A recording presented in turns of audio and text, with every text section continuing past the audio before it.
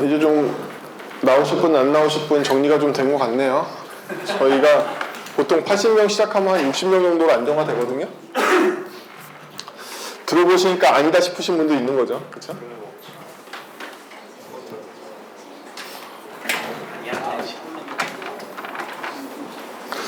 오늘은요 수업이 전부 다 코드로 되어 있기 때문에 여러분들과 저 사이에 다짐을 하고 진행을 해야겠습니다. 하나씩 진행해 볼까요? 자, 여러분들은 천재개발자죠. 본인이 천재개발자라고 생각 안 하시면 안 돼요. 해야 됩니다. 그렇지만 뭐 아닐지도 모르지만 어쨌든 뛰어난 개발자실 거잖아요. 그쵸? 그럼 최소한 우리는 뛰어난 개발자라고 생각을 해주시던가 아니면 아닐지도 몰라도 프로개발자라고 생각하고 계시는 거죠. 돈 받고 일하는. 자부심이 있지. 그쵸? 어쨌든 돈값은 한다고 생각한단 말이죠, 우리는. 그래서 우리는 결론적으로 개발자니까 코드로 대화할 수 있고 코드를 읽는 게 어렵지 않아야 되겠죠? 뭐 그렇습니다. 오늘 하루 종일 코드로 얘기할 거기 때문에 코드에 대한 얘기를 들어가기 전에 코드로 쭉 얘기하니까 힘드실 거 아니에요? 힘드신 이유는요, 코드로 된 강의가 처음에 있는 코드를 계속 기억하길 바라면서 뒷코드가 전개되기 때문에 어려운 거겠죠? 처음에는 쉽단 말이에요. 근데 쌓이니까 어려워진단 말이죠. 단지 2시간 뿐이라도 2시간 동안에 코드가 순차적으로 쌓이면 어려워질 거잖아요. 그래서 평소보다 좀 더 머리를 많이 쓰셔야 될 텐데 회사에서 많이 시달리고 오셔가지고 남아있는 뉴런이 몇 개 안 되실 거잖아요. 이거 뭐 재밌는 얘기인데 사람들은 자는 동안에만 뉴런이 엘라스틱하게 회복되기 때문에 사실은 여러분들이 하루 동안 소비할 수 있는 뉴런의 개수는 정해져 있어요. 그래서 회사에서 너무 시달리면 6시에 퇴근해도 집에 가서 할 수 있는 게 유튜브 보기나 잠자는 것밖에 할 수가 없죠. 시간의 문제가 아니라는 거예요. 여러분들은 뉴런을 얼마큼 보존해 가냐가 나의 시간에 남은 뉴런을 얼마큼 쓸 수 있냐를 결정한다는 거죠. 회사에서 농땡이 치라는 게 아니라 남아있는 뉴런들을 긁어 모아서 오늘 수업에 쓰도록 하겠습니다. 오늘 배울 거는 원래 이 수업의 주제였던 CPS를 배울 건데 CPS는 Continuation Passing Style이라고 불리는 프로그래밍 방식 중에 하나예요. 굳이 뭐라고 얘기를 해야 될까요? 함수형 프로그래밍, 객체지향 프로그래밍 같은 포괄적 범위보다는 약간 작은 범주의 프로그래밍이기 때문에 스타일이라고 부릅니다. Continuation Passing Style은요, Continuation이라는 하나의 컨텍스트를 이용해서 계속 함수를 돌려 써가는 것으로 어려운 문제를 풀려고 그래요. 그래서 이거는 함수형 프로그래밍에서도 실현할 수 있고 객체지향 프로그래밍에서도 실현할 수 있고 그냥 C 같은 걸로도 만들 수 있단 말이에요. 그래서 이건 스타일이라고 부릅니다. 이 스타일로 프로그래밍을 짤 수가 있어요. 그래서 오늘은 먼저 컨텍스트 앤 스위치라는 방식을 먼저 배운 다음에 그 다음번 방식을 배울 거예요. 자, 여기 흔해 빠진 제너레이터 코드가 있습니다. 이 코드를 보면 인자로 A를 받아들였고 지역 변수 B가 있고 첫 번째 일드에서 A를 리턴했고요. 두 번째 문단에서는 A를 B에다 할당한 다음에 B를 리턴하고 있죠. 제가 만약에 A에다가 3을 넘겼으면 두 번 동안의 이터레이션 동안에 3이 나오고 또 3이 나오겠죠. 두 번 나올 거란 말이에요. 그러면 개념적으로 보건데 우리가 저번 시간에 배웠던 제어의 역전 구조를 보면 여기서 한번 브레이크를 걸 수 있고 그 다음번 여기서 한번 또 리턴되는 거죠. 그렇죠? 넥스트가 여기에서부터 여기까지 한 번 실행되고 두 번째 넥스트가 여기서 여기까지 실행된단 말이에요. 어떻게? 서스펜드를 걸어서 일드가 들어올 때 서스펜드를 걸어서 여기서 한번 실행하다가 멈춰져 있고 다음번에 다시 리줌이 재개되면 요 밑으로 실행된단 말이죠. 라고 개념적으로 배웠잖아요. 그래, 뭐 개념적으로 배웠지. 근데 바벨은 어떻게 이걸 ES5로 고치는 거지? ES6가 마법처럼 해준다고 생각하고 계시잖아요. 브라우저가 뭔가 마법을 부려서 해줄 거야. 알아서 하겠지. 근데 바벨은 어떻게 해주고 있는 거야? ES5로 이걸 어떻게 보여주고 있는 거야? 바벨 사이트에 가면요, ES6 코드를 넣으면 ES5 코드로 즉시 번역해서 보여주는 기능을 사이트에 내장하고 있습니다. 그쵸? 가보신 적 없어요? 이렇게 번역합니다. 바벨에 넣으면 이 짧은 코드가 이렇게 길게 번역이 돼요. 이게 바벨에다가 제너레이터 코드를 넣었을 때 일어나는 일이란 말이죠. 이게 굉장히 대단해 보이지만 별거 없죠. 차근차근 볼까요? regenerator runtime .mark라는 함수에게 generator라는 함수 전체를 넘겼죠. 여기까지 해서. 그쵸? 전체 함수를 넘겼습니다. 이 함수는 함수를 리턴하는 함수란 말이에요. 감싸져 있는 큰 함수를 보면 리턴으로 regenerator runtime wrap이라는 객체를 반환하는 함수인 거죠. 그쵸? 그쵸? 그래서 이 마크를 관사한 함수를 호출할 때마다 얘가 리턴되는 거예요. 그럼 원래 제너레이터 스펙에서는 제너레이터를 만들고 제너레이터를 호출할 때마다 뭐가 생긴다? 이터레이터 객체가 생긴다고 말씀을 드렸잖아요. 기억나세요? 이터러블과 이터레이터 다 기억나세요? 일주일 만에 또 오셨을 때 다 리셋됐겠죠? 이터러블은 심볼 이터레이터라는 이름의 메소드가 있어서 얘를 호출할 때마다 이터레이터라는 객체를 리턴하게 되고, 이터레이터라는 객체는 넥스트라는 메소드가 있어서 호출하면 밸류와 던을 갖고 있는 객체를 리턴해 준다고 그랬잖아요. 그쵸? 얘는 이터러블을 리턴하지 않고 이터레이터를 리턴한단 말이에요. 즉시 제너레이터를 한번 호출할 때마다 이터러블이 아니라 이터레이터 객체가 튀어나온다. 그러면 같은 스펙으로 얘가 번역을 했다라면 이 랩 함수를 감싼 이 객체는 뭐라고 봐야 된다? 이터레이터 객체를 리턴한 녀석이라고 봐야겠죠. 그렇죠?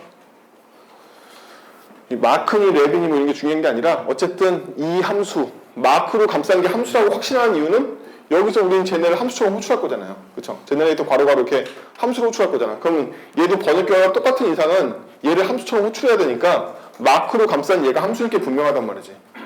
그리고 이 스펙에 따라서 얘가 이터레이터를 리턴할 거니까 함수 호출할 때마다 얘도 리턴되는 애는 이터레이터일 거란 말이야. 그럼 실제로 우리가 제너레이터 쓰는 거는 이렇게 인자를 주고 이터레이터 객체를 얻게 되고 얘를 for으로 돌리면 되는 거죠. 이렇게. 그렇죠? 그럼 제가 3을 줬으니까 여기서 한번 3이 나오고 다시 B 할 때는 3이 나올 거야. 3 두 번 나오겠죠. 요 스펙으로 보면 제가 하는 일이 예상이 된단 말이죠. 마크로 감싸고 있는 애 전체는 하나의 함수가 될 것이고 리턴하고 있는 애는 이렇게 이터레이터 객체를 리턴해야 돼 라는 걸 알 수 있다는 거예요. 바벨의 번역 결과로부터. 그럼 이제 중요한 건 본문이죠. 본문을 보면요, 이건 그걸 설명하고 있는 거죠. 이거 전체가 이 스펙에 따라서 이터레이터 객체가 된다는 거예요. 그쵸? 리턴 값이 이터레이터가 돼야 돼.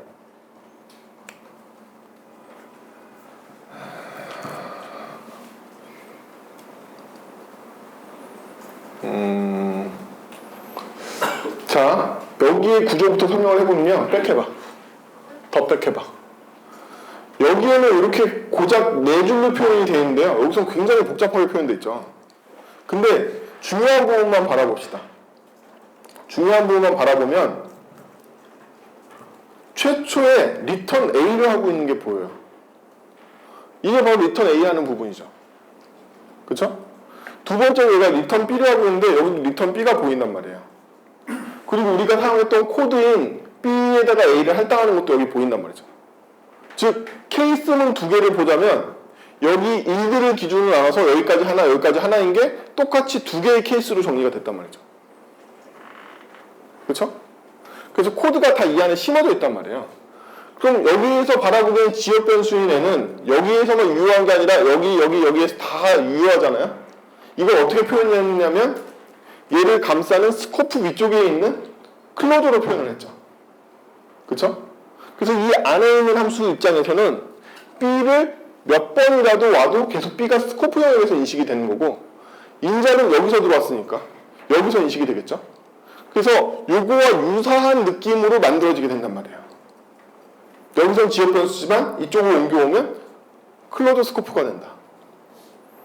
그렇죠?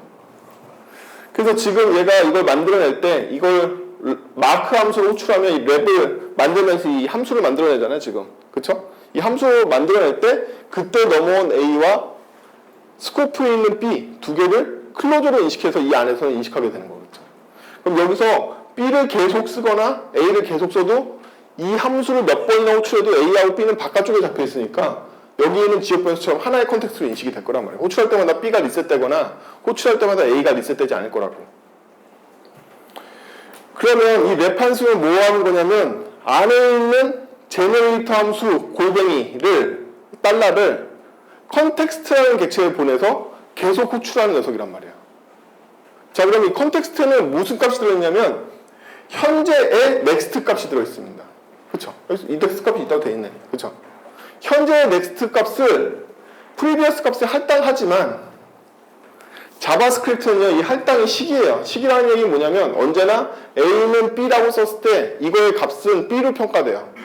A로 평가되지 않고 이 넥스트 값이 처음에는 뭘로 돼 있겠어요? 0으로 돼 있겠죠. 그래서 1로 빠지는 거예요. 이 컨텍스트 값이 언제나 만들어질 때 초기 값이 0으로 돼 있단 말이지. 그래서 0인 거니까 여기로 들어왔단 말이에요. 0으로 들어왔으면 컨텍스트를 조작하는 코드는 여기 없잖아요. 이건 누가? 바벨이 만들어준 거야. 만들어준 거고 여기에 뭐만 있냐면 리턴 A만 있으면 되는 거잖아요. 그쵸? 여기 리턴 A만 있는 거예요. 근데 리턴 A 하기 전에 제가 넥스트를 2로 바꿔놨잖아요. 여기서 리턴 되면 끝났겠죠? 그럼 다음번 넥스트를 호출할 때 다시 이 함수로 또 들어온단 말이야. 똑같은 컨텍스트 객체를 갖고서. 그럼 이게 컨텍스트 객체가 2가 됐기 때문에 1로 들어온단 말이야. 여기가 생략되고 1로 들어올 거란 말이에요. 그래서 이게 첫 번째 넥스트를 호출했을 때 여기까지 진행되고 두 번째 넥스트를 호출했을 때 여기까지 진행된단 말이죠. 그리고 나서는 컨텍스트가 5로 바뀌었죠, 넥스트가. 여기 이후부터는 다시 호출해봤자 컨텍스트 스탑으로 간단 말이지. 끝나서. 사실 제너레이터도 이 안에 생략되어 있지만 return undefined가 생략되어 있는 거란 말이에요. 응? 그게 바로 이 컨텍스트가 스탑하는 위치인 거죠. 5를 넣어주는 기준은 뭐예요? 네? 5를 넣어주는 기준. 바벨은 일드의 구문을 나눠서 자기가 적절하게 숫자를 부여해요. 꼭 1년 번호 0, 1, 2, 3, 4로 가지 않고 중간에 일드 곱하기 같은 것들을 번역할 때는 사이에 있는 상태 변화 값이 더 필요하기 때문에 일부러 패딩을 둬서 만들어요.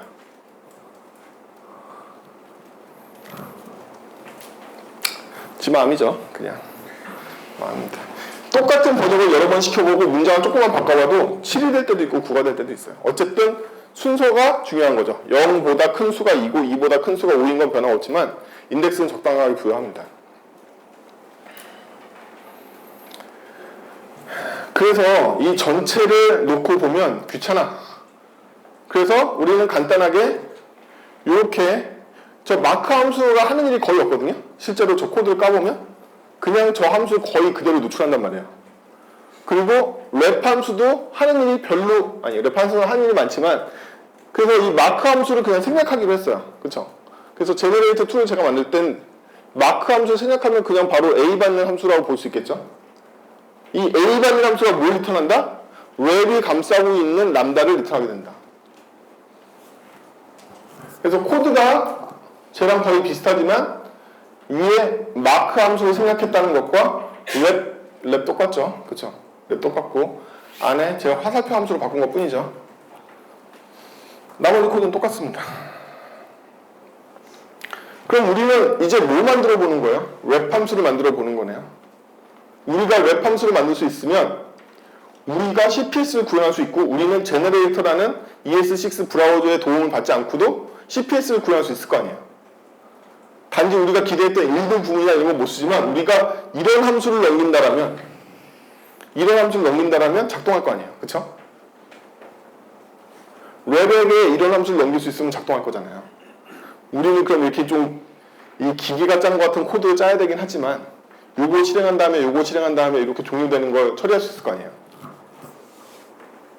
우리는 랩 함수를 만드는 게 오늘의 첫 번째 목표예요. 그래서 이걸 어떻게 만들까? 랩 함수를 보면요, 랩 함수에 갖고 있는 최소한의 조건은 뭐냐면 함수로 호출할 때 인자로 블록을 받았는데 얘는 이터레이터를 리턴해야 돼. 이건 알고 있다는 거야. 그쵸? 우리의 전제 조건 이건 알고 있잖아요. 그래서 이건 바로 정의할 수가 있습니다. 웹 함수가 하는 일은 인자로 함수를 받아서 이터레이터를 나한테 리턴해 줘야 돼. 라는 걸 안단 말이에요.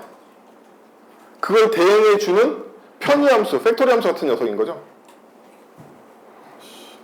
아직 시작도 안 했는데 왜 이렇게 어려워하지? 나 뭐 설명 어렵게 하고 있나? 아닌데.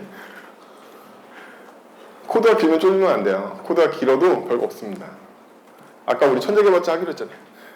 정신 차리고. 늘 말씀드리지만 지금이 제일 쉬워요.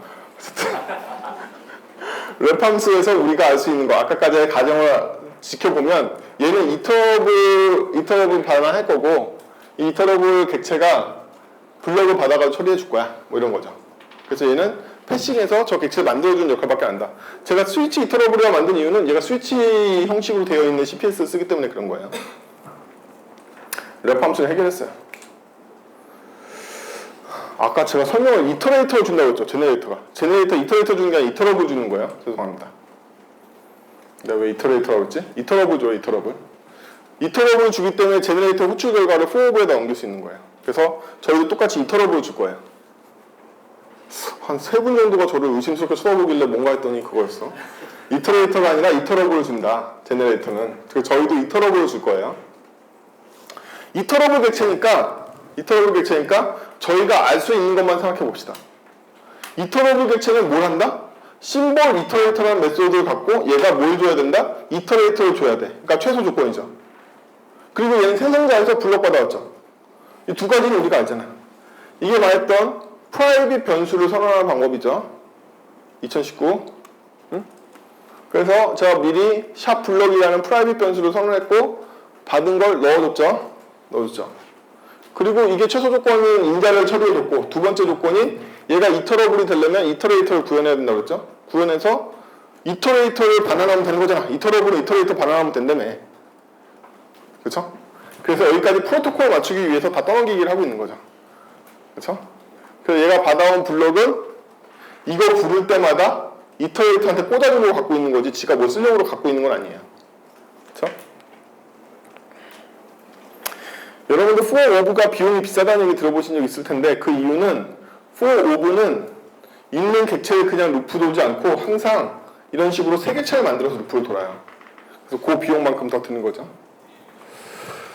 자, 그럼 진짜 주인공은 스위치 이터레이터겠네요. 저 블럭을 갖고 있는. 그렇죠? 그럼 스위치 이터레이터는 어렵냐? 쉬워요.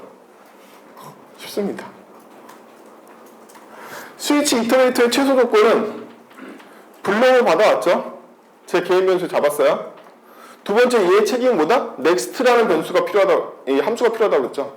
next로 호출하면 뭘 리턴해야 돼? 이렇게 생긴 던 아니면 value와 던이 펄스인 거 둘 중에 하나 반환하면 되죠. 그렇죠?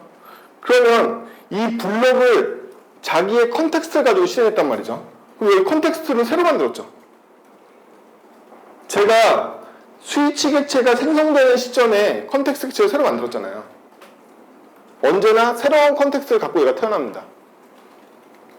이 컨텍스트가 새 객체를 갖고 태어났는데 넥스트를 호출할 때는 더 이상 새 객체가 아니라 계속 쓰고 있는 거잖아요. 컨텍스트를 보내줘가지고 인자로. 왜 인자로 컨텍스트 보냈냐고? 이 람다 보고 컨텍스트 오잖아. 어? 이 블럭이 우리가 받은 블럭인데 이 블럭에 컨텍스트 보내줘야 될 책임 있잖아요, 우리한테. 응? 이렇게 내 블럭한테 컨텍스트를 보내줄 책임이 있다고. 이 형식을 그대로 따라가려면. 그래서 이거의 결과로 저는 밸류를 받아야 되는 거죠. 근데 밸류는 이 함수는 그냥 값을 저한테 떠낸단 말이죠. A나 B를. 그럼 이거를 이터레이터 형식으로 포장을 해야 될 거 아니야. 근데 밸류가 스탑이냐 아니냐에 따라서 스탑이면 이 밸류를 멈추라고 얘가 리턴한 거란 말이죠. 이렇게 스탑을 때리면 그만두라고. 네? 스탑을 때리면 여기 보면 리턴하신 거 보여요? 리턴하는 거? 컨텍스트의 스탑을 호출해가지고 스탑 값을 저한테 준단 말이에요. 오케이? 이 스탑 값인 거냐 아니냐에 따라서 스탑이면 그만하라는 얘기니까 던 이거 매번 만들 필요 없으니까 스태틱에 있는 던 보내면 되고 아닌 경우에는 value와 던을 이용해서 객체를 만들어 보내면 되죠.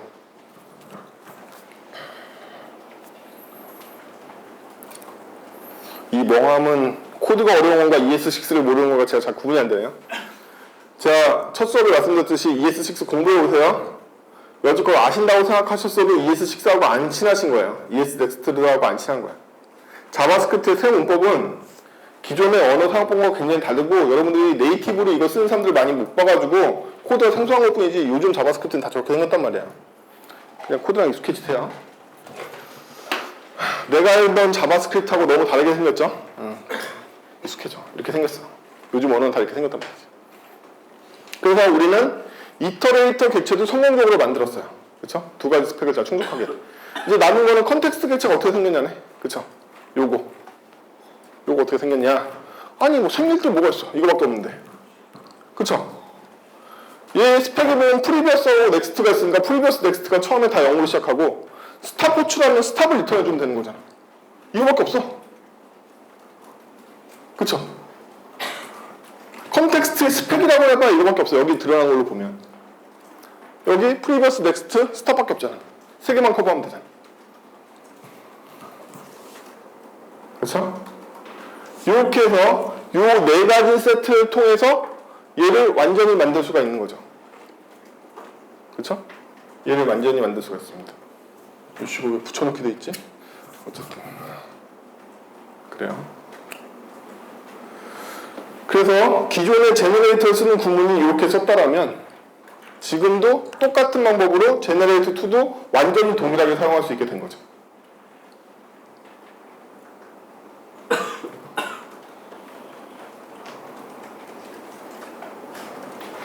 너무 조용해졌다.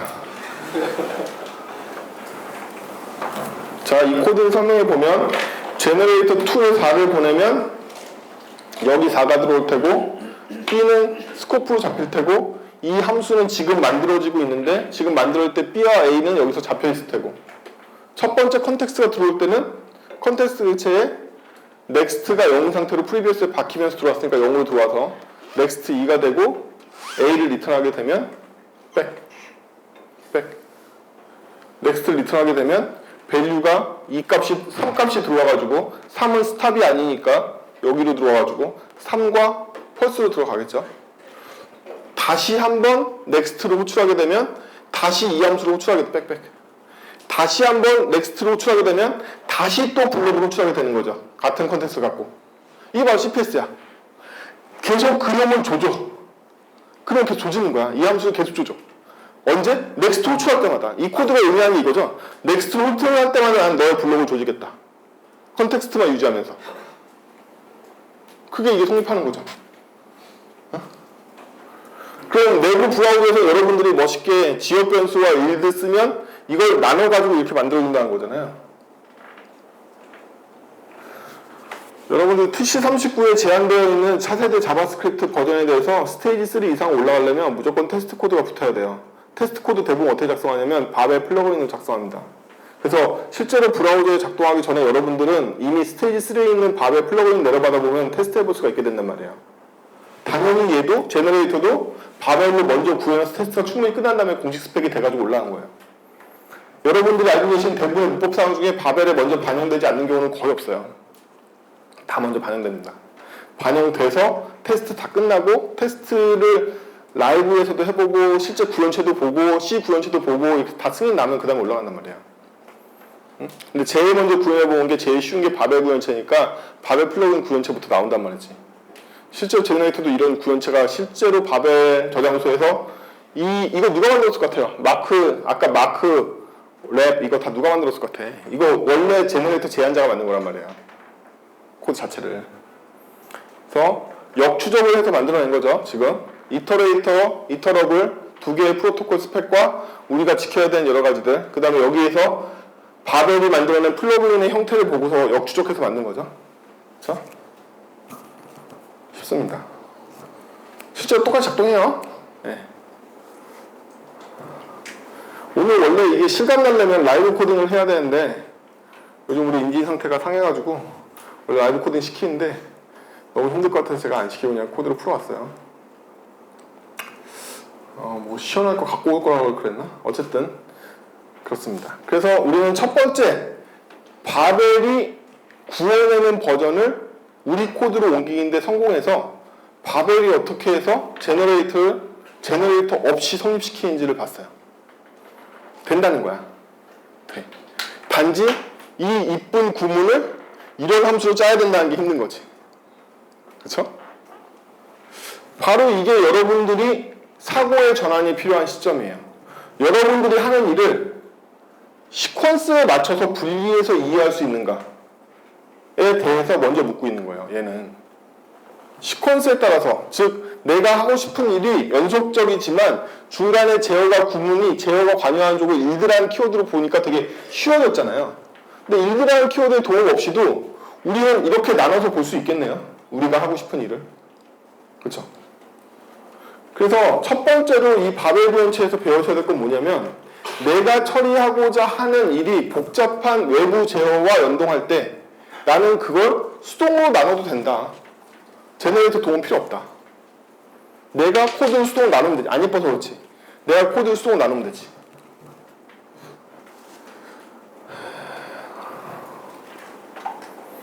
많은 언어에서는요, 이렇게 수동으로 나누는 방식이 정상인 CPS를 사용하고 있습니다. 단지 이렇게 나누면 너무 불편하잖아요. 왜 불편하죠? 거대한 스위치문을 관리하기가 불편하잖아요. 우리는 이렇게 덩어리지게 보고 싶은 건데, 얘를 짜려면 하나의 거대한 이 플로우로 저희 관리를 해야 되잖아요. 힘들단 말이지. 그래서 이렇게 잘라서 이 단위로 관리할 수 있으면 좋겠어 라는 생각이 든단 말이에요. 그거를 Continuation and Resume이라는 방식으로 구현하게 됩니다. 방금은 컨텍스트 앤 스위치를 구현했죠. 스위치 구문을 이용하고 컨텍스트를 공유시켜서 상태를 전환해서 제너레이터를 달성했단 말이죠. 더 정확하게는 CPS를 달성했죠. Continuation Passing Style을 달성했는데, 그걸 왜 Continuation Passing Style이라고 하는지 앞에 거 구현 보고 이해하셨어요? 첫 번째 함수로 호출했을 때 일을 다 하지 않고 패싱해. 거기까지만 하고 케이스 0만 하고 패싱했단 말이지. 패싱했다는 얘기는 뭐지? 남이 프로세스를 다시 쓸 수 있게 해준다는 거예요. 저는 제가 해야 될 일이 10인데 3을 하고 리턴해줬잖아.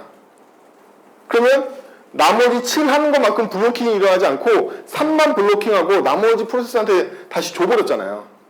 다음번 넥스트 호출할 때까지는 스위치 문에 2번 이하가 실행되지 않을 거야. 나는 스위치 0번 부분만, 케이스 0번 부분만 실행했단 말이지. 그러면 우리가 처음 시간에 배웠던 것처럼 뭐 하고 싶은 거다? 블로킹을 짧게 하고 싶다고. 원래 해야 될 일이 10줄이었는데 그 중에 3줄만 하고 리턴해버렸으니까 리턴에도 불구하고 다음번에 어떻게? 그 자리에서부터 재개할 수 있었잖아요. 그쵸? 그럼 나 3개만 처리하고 남한테 프로세스 돌려줬다가 그 다음번에 또 3개만 처리하고 남한테 프로세스 돌려줬다가 그 다음번에 내 나머지 4개 처리하면 된다고. 이게 바로 CPS라고. 내가 할 일을 분할해서 남한테 프로세스 줬다가 내가 다시 받아와도 재개할 수 있는 게 CPS인 거예요. 그걸 컨티뉴에이션에 분다고. 연속적으로 계속 할 수 있기 때문에. 핵심은 뭐다? 나의 큰 일을 쪼개가지고 한 번에 동기 분력을 조금만 시키는 거야. 다음번에 내가 다시 가져갈게. 지금은 스위치문을 이용해서 분리했는데 이랬다 보니까 스위치문이 거대한 이 문이 만들어져가지고 굉장히 관리하기가 힘든다는 거죠. 우리는 스위치 케이스 하나당 하나를 객체로 보고 싶어 라는 니즈가 든단 말이에요. 여기서. 그래서 방금은 스위치문에 컨텍스트 객체를 주는 걸로 케이스 분기를 했다라면 이걸 안 하는 방법은 뭐지? 로 생각을 해보자는 거예요. 나 오늘 이 수업 할 수 있는 건가? 오늘 배우는 거 쉬운 거란 말이에요. 왜냐하면 동기 CPS이기 때문에 우리의 최종 목적점은 제너레이터가 아니잖아. 어싱크 이터레이터잖아. 그쵸? 비동기 CPS에 가야 된단 말이죠. 응?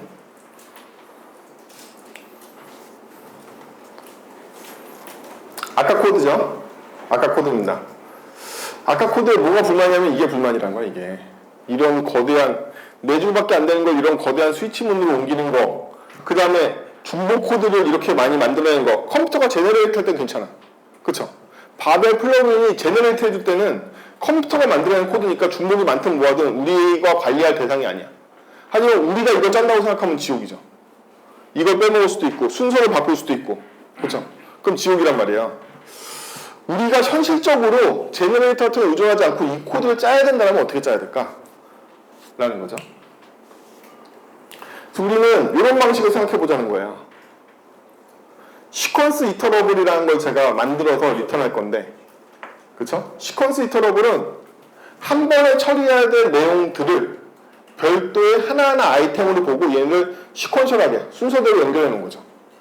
그래서 첫 번째 함수를 보면요, 컨텍스트를 받는 건 똑같죠. 근데 이 컨텍스트를 제가 직접 리줌을 통해서 그 다음 단계로 전진시킬 시기를 고르는 거예요. 이때 제가 인자를 넘겨주면 리줌에 받아온 인자가 리턴 값이 되겠죠. 그럼 이걸 통해서 다음번 단계에 들어올 테고 리턴을 A로 하면서 다음번 단계에 들어오면 저희가 해야 됐던 일, B에다가 A를 할당해 주는 것과 동시에 B를 리줌해 주는 거겠죠. 그 뒤에는 받을 애가 없나요? 터미널 되겠죠. execution 될 거란 말이에요. 그럼 아까의 거대한 스위치문보다 훨씬 나아졌죠. 짤막해졌잖아요. 그쵸? 짤막해졌다. 그래서 요거 하나하나의 아이템들을 시퀀셜하게 연결해서 얘를 이터러블을 만들어주는 녀석이 필요하다는 거죠.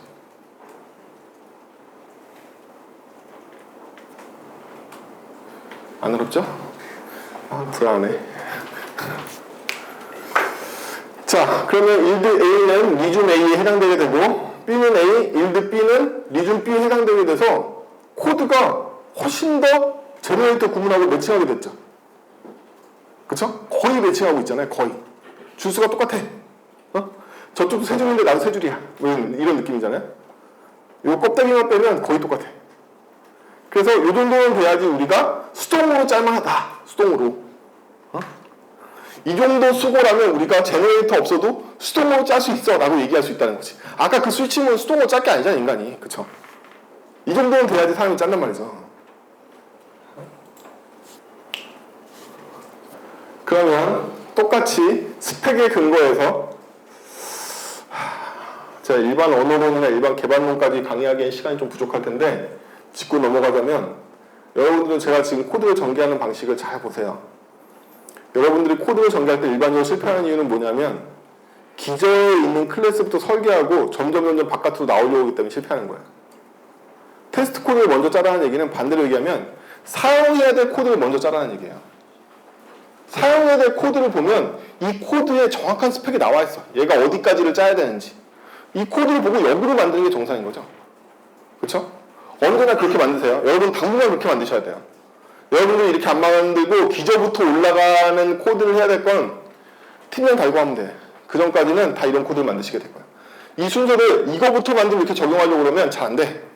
안 될 뿐더러 이상한 메소드가 덕지덕지 붙어 있어. 아까 제가 컨텍스트 객체 만드는 거 되게 쉽게 만드는 거 보시죠. 프리버스 있네, 넥스트 있네, 스탑 있네. 끝이잖아요. 그거만 만들면 된다는 거야. 요구사항이 그러니까 이쪽에 먼저 요구사항을 정리하시면 되는 거죠. 나는 이터러블을 원하는데 아까처럼 랩 함수가 필요한가? 필요 없어. 어차피 랩 함수 아무것도 안 하고 팩토리 객체였어. 뉴 이터러블 해주는. 그쵸? 그냥 뉴 이터러블에서 리턴하면 되지. 뭐하러? 랩 함수 없애버린 거죠. 아까의 교훈을 통해서. 이터러블에서 우리가 필요한 건 뭐였다? 각각의 컨티뉴에이션 블록들을 받아주는 거였어. 받으면 그만이지. 그렇죠? 그럼 이게 스펙의 확정이란 말이야. 그럼 얘는 생성자에서 2개의 컨티뉴에이션, 더 나아가서 n개의 컨티뉴에이션을 받을 수 있겠죠? 그러니까 이렇게 되는 거죠, 스펙이. 보고 짜는 거야, 그냥. 왼쪽 보고. 그렇죠? 이거를 뭐에 받는다? 블록수를 잡으면 되겠죠? 그래서 이제는 블록 하나에 받는 게 아니라 블록 여러 개를 받는다. 저게 생성자가 할 일이죠. 두 번째는 얘가 할 일은 이터러블이니까 이터레이터 구현해서 이터레이터한테 밀면 돼. 객체 지향에서는요, 역할 모델이라는 게 있기 때문에 본인이 다 먹으려고 그러면 안 돼요. 자기 책임까지만 해야 된단 말이야. 이터러블의 책임은 자바스크립트 공식 문서에 뭐라고 돼 있냐면 이터레이터 메소드 호출하면 이터레이터 객체를 줘야 돼 라고 돼 있어. 그대로 만드시면 돼요.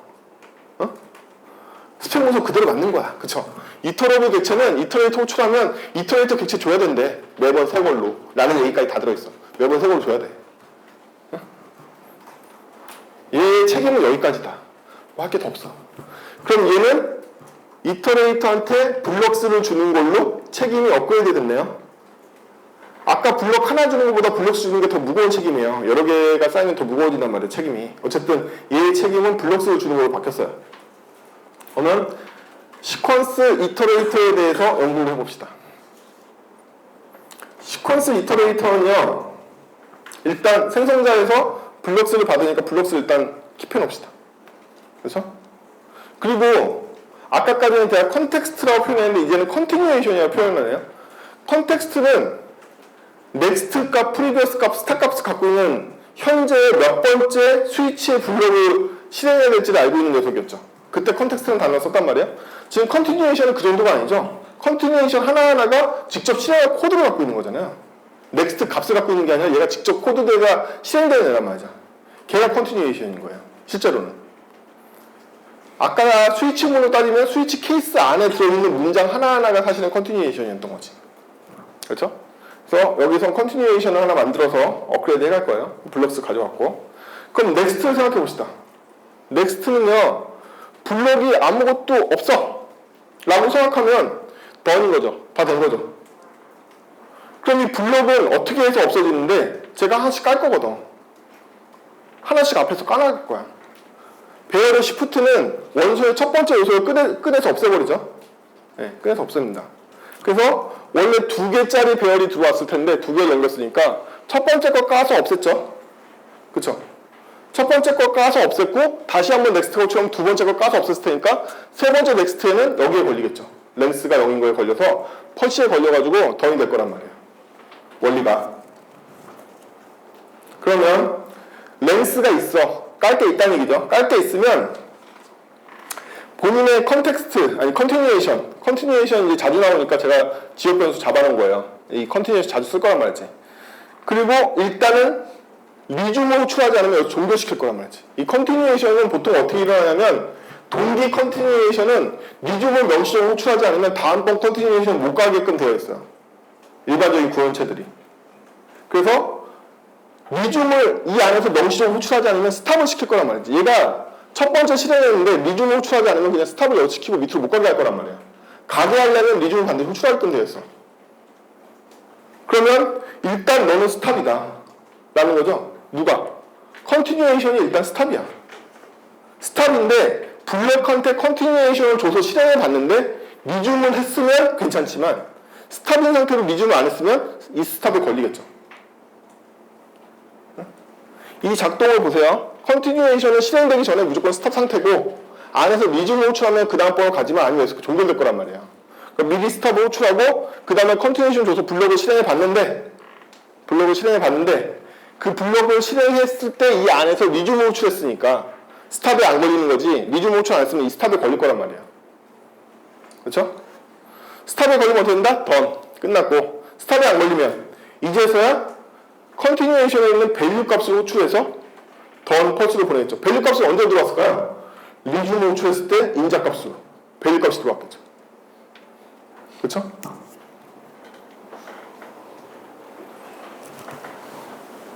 아니 내가 컨티뉴에이션 객체를 보지도 않았는데 어떻게 알았냐고?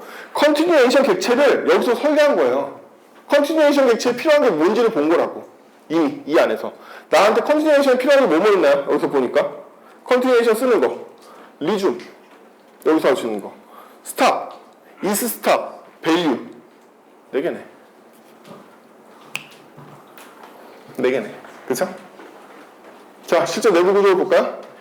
컨티뉴에이션은 리줌 할 때 V가 들어온 V를 밸류로 바꿔주는 기능이 있다고 했죠? 그래서 내가 밸류를 물어보면 디스의 밸류를 보내는 거죠. 스탑이라는 메소드 호출하면 밸류를 컨티뉴에이션 스탑으로 바꿔놓고 있죠. 여러분들 ES6 이후에는 상수값 만들 때 심볼을 만드시면 돼요. 그쵸? 스태틱도 마찬가지로 프라이빗 선언됩니다. 그쵸? 컨티뉴에이션 스탑이 밸류로 들어와 있는 거죠. is 스탑은 언제나 현재의 밸류가 스탑하고 일치하는지 보면 되는 거죠.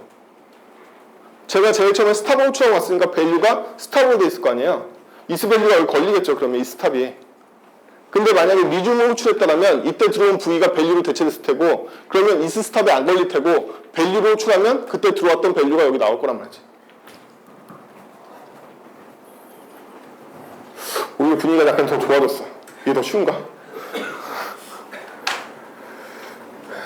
그래서 이 방식을 이용하면 약간의 구성은 변경됐지만 이쪽 코드가 사람이 짤 수 있는 코드에 가까워졌죠. 그렇죠? 제너레이터가 없는 언어 환경에서 CPS 쓰는 게 훨씬 더 일반적이에요. 이거는 함수형 프로그램에서는 되게 고전적인 알고리즘일 뿐더러 객체 지향 세계에서도 제너레이터 같은 경우는 되게 최신의 언어의 스펙이란 말이야. 물론 최신이라고 해도 12년 전 이전이지만 여러분들 60년대에 못 따라잡고 있다고 제가 말씀드리잖아요, 맨날. 여러분들이 알고 계시는 대부분의 컴퓨터 사이언스 기본은요, 파스칼이 이 톱니 전자계산기 그 계산기 만들 때 거의 다 확립됐단 말이에요. 농담 같죠? 진짜예요.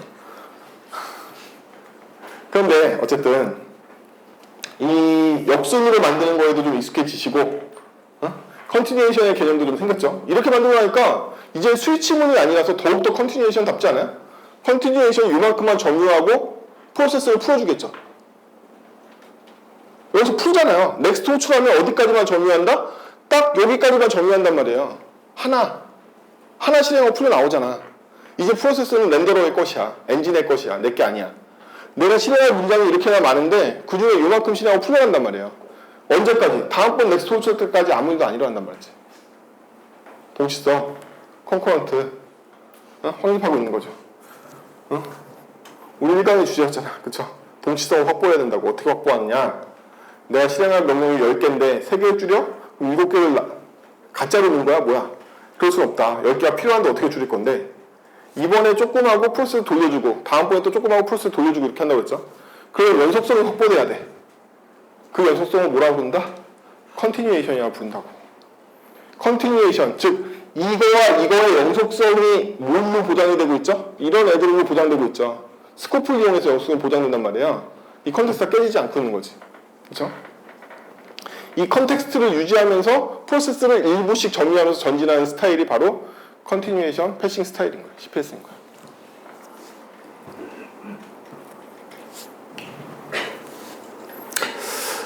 자, 각각의 메소드 사용처를 보고서 그냥 만들면 되는 거죠. 별거 없습니다. 물론 별거 있지. 제가 만드니까 별거 없어 보이는 거지. 별거 있습니다. 하지만 되게 중요한 건 뭐냐면 항상 이 클래스를 만든 다음에 이 코드를 짜려고 그러면 잘못된다. 내가 원하는 기능이 무엇인지를 정의하고 거기를 제공해주는 클래스를 짜세요. 항상 순서가 반대다. 얘를 짜고 얘를 짜야 되는 것처럼 얘를 짜고 이터레이터를 짜고 이터레이터를 짰더니 그 안에 컨티뉴에이션이 필요해서 컨티뉴에이션 짠 거죠. 그렇죠? TDD하기 귀찮잖아요. 테스트부터 짜려는데 그게 무슨 얘기인지 모르겠고 테스트는 뭐다? 클래스를 사용하는 코드 쪽이 테스트 코드인 거네요. 그렇죠? 사용하는 쪽을 짜고 그 다음에 코드를 짜라고요. 테스트까지 안 가도 되니까 단위 테스트나 모카나 이런 거 안 가도 되니까 그냥 코드 짜는 습관만 바꾸세요. 사용하는 쪽을 짜서 사용하는 쪽에서 원하는 스펙을 출력해주면 우리가 원하는 클래스가 나오고 걔는 최소 스펙으로 돼 있을 거야. 그럼 우리가 딴 데서 더 필요하면 여기 늘리면 저기도 같이 늘려주면 돼. 그렇죠? 근데 여러분들은 어떻게 짜냐면 제일 안쪽에 있는 컨티뉴에이션부터 짠단 말이야. 일반적으로 프로그램을 시켜보면 여기 메소드 몇 개 짰을 것 같아요. 여러분들 막 20개씩 짠단 말이지. 그 다음번에 얘를 사용하는 1차 래퍼인 얘를 짜려고 그러겠지. 여기도 메소드 막 20개씩 짠단 말이지. 얘를 감싸는 얘를 또 짜고 그 다음에 얘를 짜려고 한단 말이야. 잘못된 순서라고. 그렇게 짜면 막 물어봐시고 엄청난 메소드가 나온단 말이야. 원하지도 않고 필요하지도 않은 거를.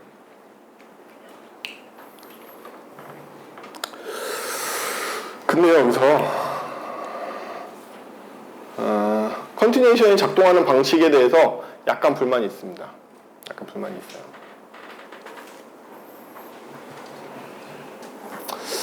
객체 지향에서 객체는요,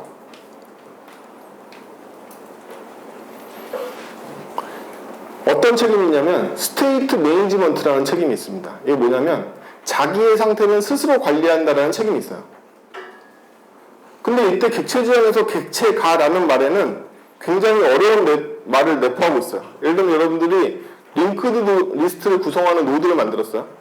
그럼 나 자신은 노드겠죠? 내 옆에 있는 노드하고 나와의 관계는 누가 관리하는 거죠? 그럼 누가 관리해야지 객체 지향에 어긋나지 않게 되는 거야?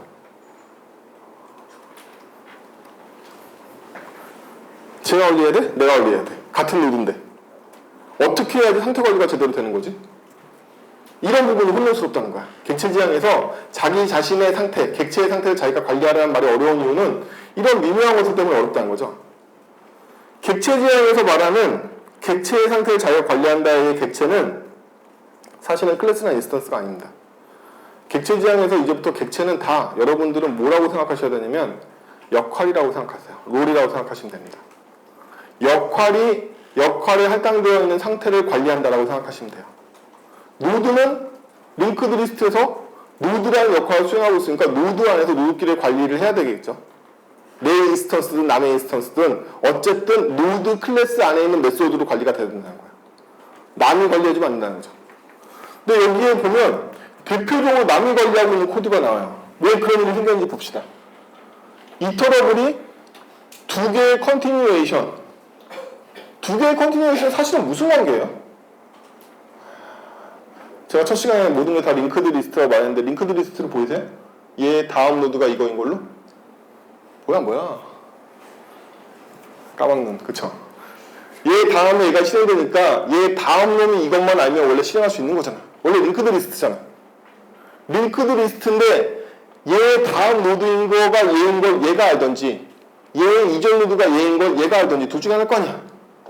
그러면 자기 자신의 스테이트를 자기가 관리하는 쪽에서 다음번 노드로 이사 갈 거 아니야. 그쵸? 그러나 지금 우리는 어떤 방식을 취했다? 얘가 다음 노드를 모르게 하고 외부에 있는 배열이 알게 했네요. 이걸 통해서 원래 다음 노드를 계산하는 책임은 컨티뉴에이션에 있어야 하는데도 불구하고 어떻게 됐다? 외부에서 배열을 받는 바람에 외부 컨테이너의 관리를 누가? 이터레이터가 가져가게 된 거야. 각 컨티뉴에이션 함수가 원래는 그 다음번 함수를 알고 있어야 되는데 얘를 배열로 받아버렸으니까 이 배열 관리를 누가? 감싸고 있는 이터레이터가 하게 됐다는 거죠. 이렇게. 네? 지금 여러분하고 대화하다 보니까 코드에 오류가 있긴 하네요. 여기 원래 빼먹고 왔네. 슬라이스 0 때려야 되죠. 안 그러면 이터레이터 한 바퀴 돌고 나면 다음 배열이 없어질 테니까. 슬라이스 0 때려서 4번을 넘겨야 됩니다. 복사본에서 맨날 날리니까. 저런 게 이터러블 짤 때 실수하기 쉬워요. 이거는 뉴를 때렸는데 사실은 얘한테 넘어가는 블록도 안에서 소진할 거니까 슬라이스 0 때려서 4번을 넘겨야 되잖아요. 이런 거 실수하기 쉽거든요. 원래 제 ID에는 코드에 있는 것 같은데 일로 옮기다가 길어져가지고 제가 잘라버렸습니다. 어쨌든 그래서 이게 바로 느끼기가 어려운 점인데 노드 간의 연결은 원래 노드의 책임인데 객체 지향에서 보면 자기 역할 내에 있는 책임인데도 불구하고 컨테이너라는 외부 요소를 만들었기 때문에 노드 간의 관리, 다음 노드를 계산하는 방법, 노드가 끝나는 걸 인식하는 방법 다 this.next로 알게 되는 게 아니라 외부에 있는 컨테이너 기준으로 알게 되고 컨테이너에 대한 관리도 외부로 넘어갔단 말이에요. 원래 이게 아니란 말이지. 원래는 얘가 얘를 아는 거지. 얘가 이 다음에 없는 걸 아는 거고. 이걸 사용하는 객체 지향 디자인 패턴이 뭐가 있나요? 너무 어려운 질문이라고? 공부하세요. 백엔드 개발자들은 다 대답한단 말이야. 여러분들 거기 뒤지면 안 돼. 우린 천재 개발자잖아. 응? 데코레이터 패턴이 내 다음번 노드를 알고 있고 체인 오브 리스판스빌리티 패턴이 내 다음 노드를 알고 있고 뭐 이러죠. 그쵸? 다음 노드 타고 가는 링크드 리스트 응용한 패턴들이 많이 있단 말이에요. 그쵸? 마찬가지란 말이지 얘도. 사실은 데코레이터 패턴에 데코레이터에 해당되는 애가 얘란 말이지. 내가 한 일을 하고 그 다음번에 넘겨줄래 이거잖아. 근데 얘는 중간에 스탑을 걸거나 리줌을 하지 않으면 스탑도 한다고 했죠. 정확하게 말하면 이 패턴은 뭐에 일치한다? 체인 오브 리스판시빌리티 패턴하고 일치한단 말이에요. 그렇게 생각하면 이 안에 당연히 넥스트 노드를 알고 있는 게 있어야 되는 거죠. 넥스트 체인을 알고 있어야 되는 거죠. 이 얘기하니까 다시 분위기가 안 좋아졌어. 코드로 들어가자.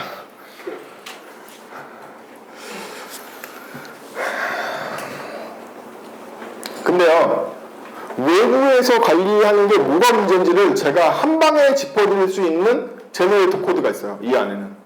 아까까지는요, 외부에서 관리하면 어떠라고 생각하시는지는 모르겠지만 외부에서 관리하는 코드를 보시면요, 외부에서 관리하기 때문에 어떤 일이 일어났죠? 외부에서 관리하는 방식을 벗어날 수 없게끔 되어 있어요. 이 얘기는 이 안의 흐름을 이 안에서 결정할 수 없다는 얘기야. 왜? 얘는 넥스트 호출할 때마다 앞에 있는 걸 하나씩 까서 전진하는 정책을 쓰고 있죠. 이 안에서 자율적으로 결정할 수 없다는 얘기죠. 얘는 무조건 들어온 블록들을 하나씩 앞에서부터 까서 실행하는 정책을 외부에 내재하고 있잖아요. 그러면 다양한 전진을 어떻게 할 거야? 그 다양한 전진을 공부해보자고. 자, 이걸 제너레이터 짜면요, 이걸 어떻게 해서 컨티뉴에이션 블록을 나눠야 될까요? 파일이 들어오면 여기까지 실행이 되고 리턴한 다음에 다시 넥스트 호출하면 이 다음부터 호출되니까 다시 일로 올라오겠죠. 또 실행되고 또 일로 올라오겠죠. 그럼 스위칭으로 블록을 100만 개 만드나? 1인데? 아니겠죠. 블록 3개만 있으면 되는 거잖아. 지금 이거야? 아니면 그 다음번엔 이거 실행해. 아니면 그게 아니라면 일로 빠져나와. 이 3개만 있으면 된단 말이지. 그쵸? 그럼 0번, 1번, 2번 있으면 0번, 1번, 0번, 1번, 0번, 1번 이 조건 때문에 무한루프로 돌겠지 물론. 하지만 0번, 1번만 있는 거 여기 만약 빠져나가는 조건이 기술돼 있다면 2번만 있으면 되는 거잖아. 케이스 3개면 되는 거잖아. 0, 1, 3으로 되는 거잖아. 그쵸? 컨티뉴에이션 블록이 3개 나올 거란 말이지. 근데 이때는 어떤 일이 생기냐면 0, 1, 2로 가지 않고 0, 1, 0으로 간단 말이야. 그쵸? 0, 1, 0으로 가잖아. 근데 아까 우리가 만들었던 백 얘는 무조건 후차로만 이동하잖아. 그럼 이걸로는 방금 같은 거 표현할 수 없다는 얘기잖아요. 돌아갈 방법이 없으니까. 그쵸? 그래서 외부에서 흐름을 제어하는 걸 분리한 건 잘못한 거다. 스스로가 스스로 결정할 수 있어야 된다는 거죠. 이제부터 약간씩 어려워진 걸로. 방금 전까지 쉬웠잖아요. 그쵸? 솔직히. 방금 전까지 좀 운동이었고 이제부터 진짜로 해봅시다. 자, 요거를 그대로 바벨한테 던지면요. 이렇게 됩니다. 바벨은 그럼 어떤 짓을 하는지 볼까? 바벨은요. 케이스 0에서 쭉 내려오면 케이스 5로 보내고요. 케이스 5에서는 다시 케이스 0으로 보냅니다. 그렇죠? 케이스 0에서는요. 느낌표 1이라면 즉 1은 이거랑 일치하네요. 우연이 아닙니다. true 조건이라면 계속 가는 거고 true 조건이 아니라면으로 번역이 된단 말이에요. 제가 여기다가 A라고 쓰면 1 대신에 정확하게 느낌표 A로 들어와요. 여기에. 제가 여기 만약에 A가 3보다 크다고 하면요. 느낌표 괄호 열고 A는 3보다 크다고 들어온단 말이에요. 즉, 참 조건을 달성하지 못하면 나는 7번을 보내서 끝낼 거야 이거죠. 딱 3개만 필요하다고. 컨티뉴에이션 블록 3개면 이 루프를 표현할 수 있어. CPS는 기존에 우리가 제어 문의하던 모든 걸 다 표현할 수 있어요. 왜 CPS를 사용하느냐? CPS로 제어 흐름 중에 불가능한 게 없기 때문이야. 루프도 그대로 다 표현할 수 있어. CPS로. 그렇죠? 5번, 0번, 7번으로 다 해결된 거죠. 그래서 0번일 때 하는 일 보면 이 블록 안에 있는 일 다 하죠. 다 하죠. 다 합니다. 다 하고 5번은 뭐다? 이 뒤에 우리는 보이지 않지만 이 사이에도 사실은 공문이 하나 껴있거든요. 그거인 거죠. 어디? 다시 일로 보내는. 다시 일로 보내고 있는 거죠. 이렇게. 여러분들 CPS를 보시면 제기함수랑 굉장히 달라요. 왜냐하면 제기함수의 문제가 뭐다? 스택 오버플로우란 말이에요. 왜일까? 함수가 호출되고 그 안에서 함수를 호출할 때 현재 함수의 스택이 해지되지 않은 상태로 쌓이기 때문이죠. 꼬리물기 최적화를 통해서 해결할 수도 있지만 그건 함수의 프로그래밍 컨텍스트에서 하는 일인 거고 제어문은 뭐지? 이건 이 파일문은 왜 스택이 안 써요? 100만 번, 200만 번 두는데 왜 스택이 안 써요? 그 이유는 뭐냐면 실제 프로그램의 메모리를 생각해 보세요. 우리 메모리 구조 배웠잖아. 명령이 서브 루틴으로 서브 명령 세트로 이렇게 들어가 있어서 거기 갔다 오는 그 화살표 그림 기억나시죠? 그럼 걔도 스택이잖아. 걔는 근데 왜 루프 돌 때 걔는 스택이 안 쌓이냐고. 다 끝나지도 않았는데 10번 돌 동안 10번 쌓였어야 될 거 아니야. 그 이유는 뭐냐면 제어문에 있는 여러분들 C 언어라고 들어보시죠? 걔가 왜 C 언어냐면 앞에 A 언어하고 B 언어가 있어서 그래요. 우리는 그걸 통칭 ABC 언어라고 불러. ABC 언어에 계승하고 있는 모든 언어들의 제어 구문, 특히 이 제어 흐름 구문들은 어떻게 생겼냐면 제어 블록이 끝나는 순간 스택 클리어를 할 줄 알아. 그래서 우리는 ABC 언어에서 while문이나 for문을 써야지만 안에 있는 내용을 몇 번이라도 반복해도 스택에 쌓이지 않게 된단 말이죠. 바로 얘가 스택 클리어를 해주는 애야. 근데 CPS가 좋은 점은 뭐냐면 CPS는 넥스트로 호출하면 여기서 끝나고 스택이 쌓이지 않죠. 다음번 넥스트로 호출하면 이것만 실행하고 스택이 또 쌓이지 않아.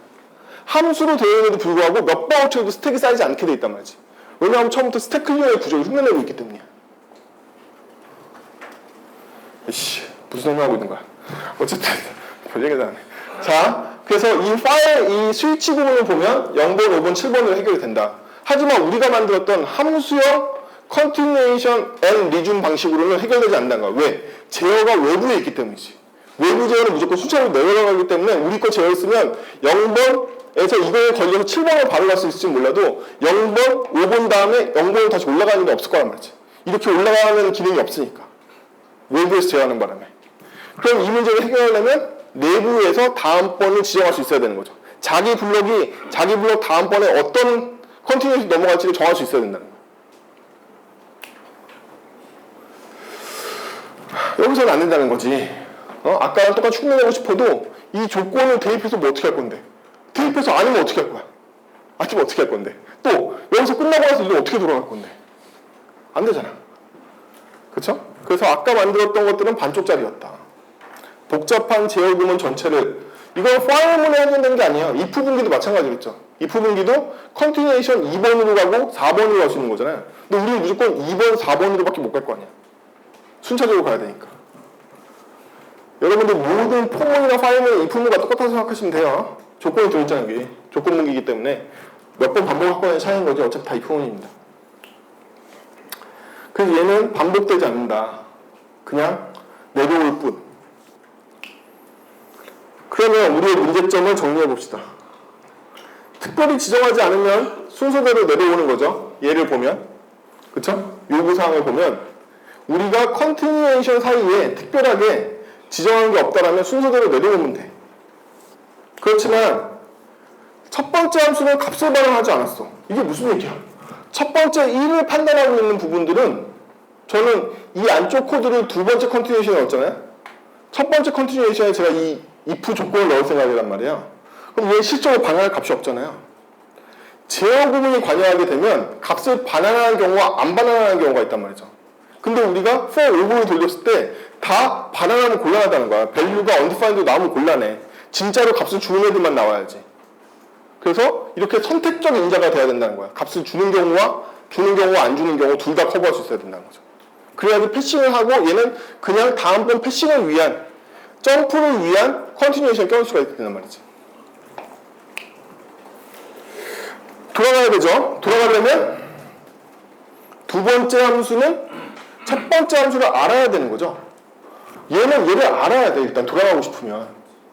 아까 케이스 0, 5, 7이 있을 때 케이스 0번, 0이라는 인덱스를 알고 있었잖아요. 근데 우리는 이게 스위치문이 아니라 각각 객체니까 더 정확하게 이 객체를 얘가 알 방법이 필요하다. 그렇다는 얘기는 각각의 블럭에 이름이 있다는 얘기죠. 그래서 이름으로 얘를 찾을 수 있다는 얘기예요. 고유한 이름이 있어서 걔를 찾을 수 있다는 얘기야.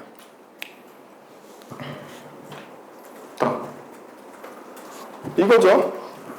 이걸 한 단계 더 나아가서 실행하려면 여기 이 코드에는 안 보이지만 아까 봤던 이터레이터가 내부 제어를 하면 되지 않고 컨티뉴에이션의 전지는 내부 제어를 해야 된다는 거죠. 즉 우리가 이 스타일로 이걸 커버하려면 이 네 가지 조건을 달성해야지만 커버할 수 있습니다. 이게 요구사항이에요. 별거 다 같이네. 이 개발하는 방법이야. 문제로부터 요구사항을 도출해서 명확하게 처리를 해서 어떤 걸 처리해야 되는지를 알게 되면 이걸 다시 스펙으로 정리해서 개발을 진행하는 거겠죠. 근데 이것만으로 개발할 수 있냐면 개발할 수 없어요. 이걸 더 구체화하지 않으면 개발되지 않아요. 첫 번째로 1번, 2번을 보면 특별히 지정하지 않으면 순서대로 내려오고 첫 번째 함수 값은 반환하지 않으니까 값을 반환하지 않는 경우를 처리할 수 있는 isStat 외에 isPass라는 애가 또 필요하단 말이죠. 그쵸? 그래서 기존에는 컨티뉴에이션에 isStat만 있었는데 이제 isPass도 알아야 되는 거죠. 얘는 그냥 패싱하는 애라서 값을 안 줄 거야. 얘는 던 처리하면 안 돼. 하지만 값을 주지도 않을 거야. 이런 상태가 추가된 거죠. 새롭게. 그리고 컨티뉴에이션 키. 컨티뉴에이션이 각각의 키를 가져야 되고 이 키를 다 저장해두는 맵이 있어야 되는 거죠. 그래야 얘가 얘를 찾을 거 아니야. 얘도 얘를 찾고. 컨티뉴에이션 내부에 넥스트라는 무드를 관리할 수 있게끔 링크드 리스트로 만들어줘야지만 내부 제어를 할 수 있겠죠. 이렇게 네 가지 요구사항을 세 가지 기능으로 정리를 했어요. 저 네 가지 한국말로 되어 있는 요구사항을 실제 구현할 때 어떻게 구현할지를 하는 걸 모델링이라고 합니다. 한국말 실제 구현할 수 있는 내용. 보통은 이게 안 되시는 거죠. 그쵸? 여기까지 되면 편한데 이게 훈련을 하시는데 한참 걸려요. 훈련하시면 돼요. 당연히 됩니다. 아니, 당연히 되는 건 아니고 많이 구현해 보시면 저런 애들의 해법은 저렇게 해야 돼 까지 나오죠.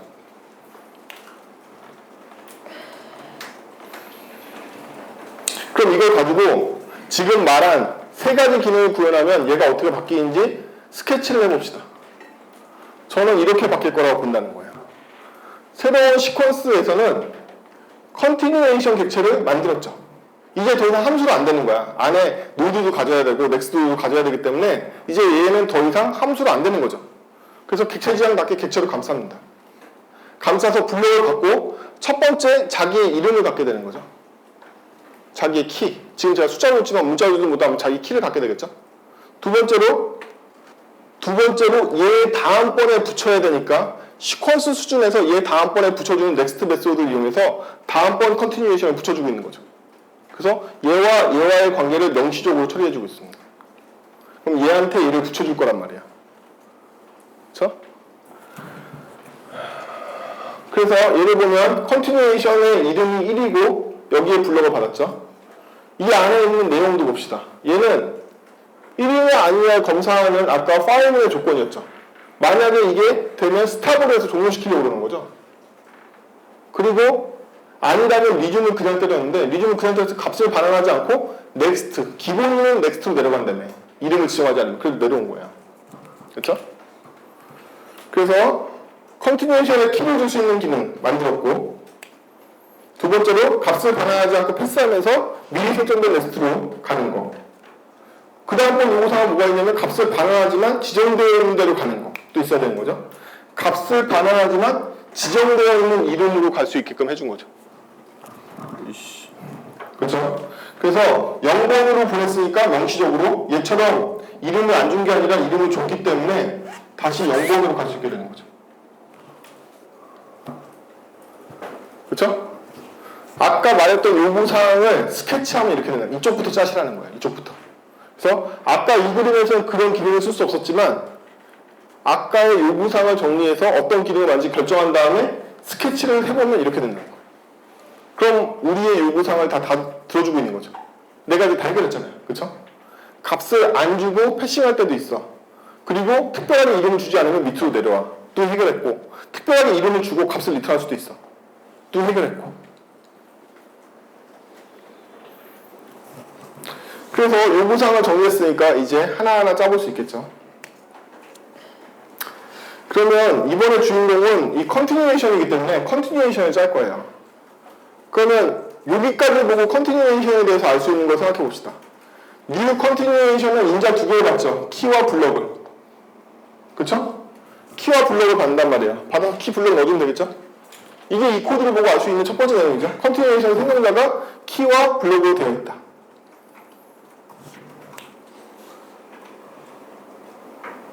땡해봐.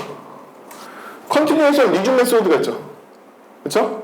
리준 메소드를 보면 두 개의 의미를 받을 수 있죠. 리턴 값과 이름. 둘 다 생각할 수 있잖아. 그걸 그대로 구현합시다.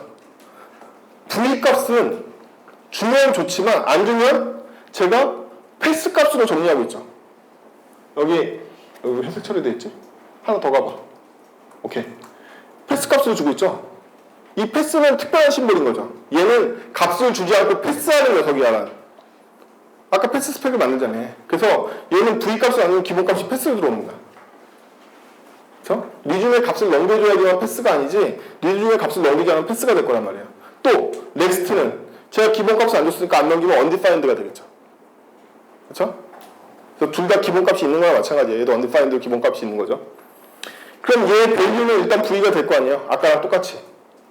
그래서 밸류는 V가 될 거고 그 다음번에 얘 넥스트를 undefined가 아니라면 저의 넥스트를 재설정해 줄 거란 말이죠. 여기 코드는 좀 이따 보는 걸로 하고 재설정할 거란 말이야. 원래 나의 넥스트는 나한테 미리 점지되어 있던 다음번 컨티뉴에이션인데 지금은 넥스트를 따로주는 경우에는 넥스트를 걔로 바꿔줄게 이런 얘기인 거죠. 이게 실제 구현체인 거죠.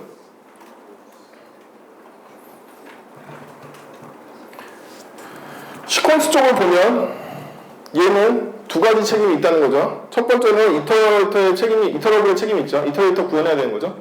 이터레이터 구현할 때는 이터레이터 객체한테 자기의 컨티뉴에이션 넘겨주면 되는 거죠. 얘가 관심인 거, 이터레이터 관심은 컨티뉴에이션이니까.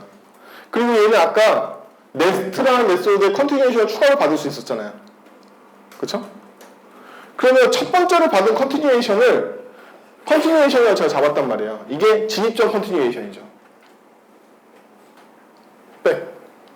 제가 처음에 생성자에서 받은 컨티뉴에이션과 그 이후에 넥스트에서 받는 컨티뉴에이션이 분리되어 있잖아요, 지금.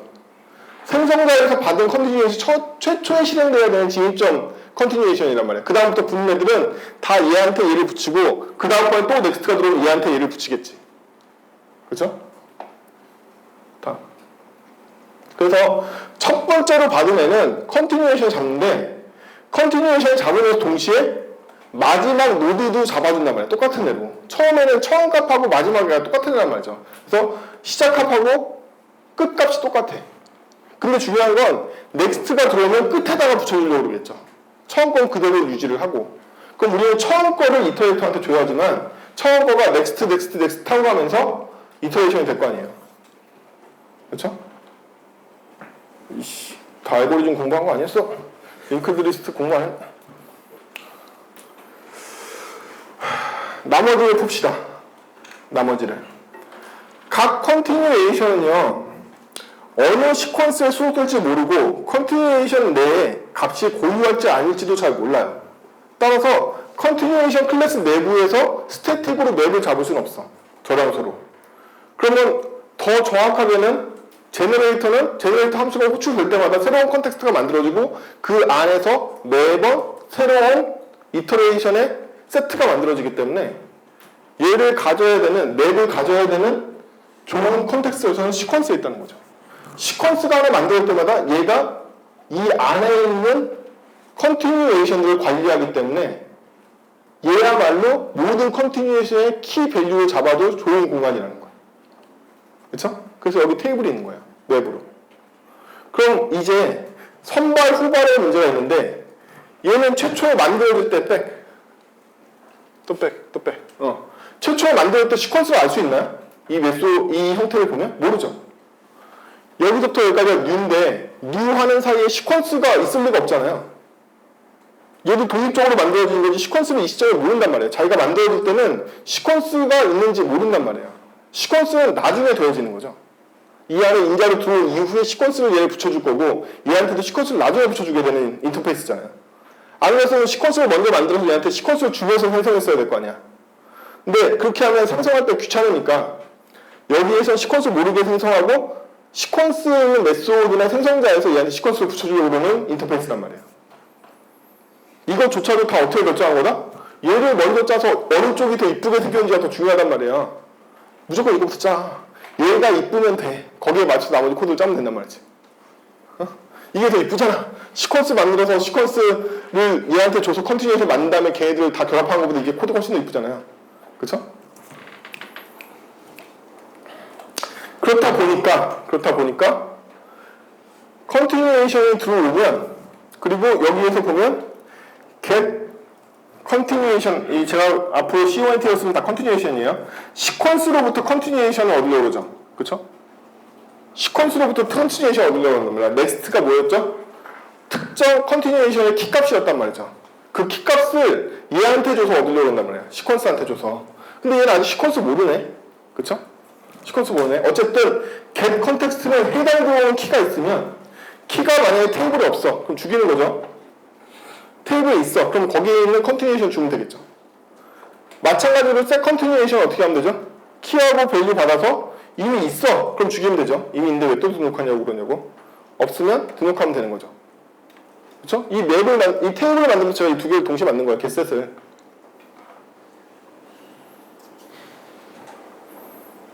다시 정리해볼까요? 시퀀스가 여러 개의 컨티뉴에이션을 소유하는 건 확정이잖아요. 그렇죠? 시퀀스가 여러 개의 컨티뉴에이션을 소유하는 건 확정이야. 그러니까 컨티뉴에이션 사이에 공유되는 컨텍스트는 시퀀스란 말이지. 컨티뉴에이션 사이에 공유돼야 되는 가장 중요한 컨텍스트가 뭐였다? 컨티뉴에이션 이름으로 그 컨티뉴에이션 찾는 거. 그 저장소를 누가 가져야 된다? 컨티뉴에이션을 다 알고 있는 시퀀스가 알아야 된다는 거지. 그래서 시퀀스에 이 테이블이라는 맵이 있는 거야.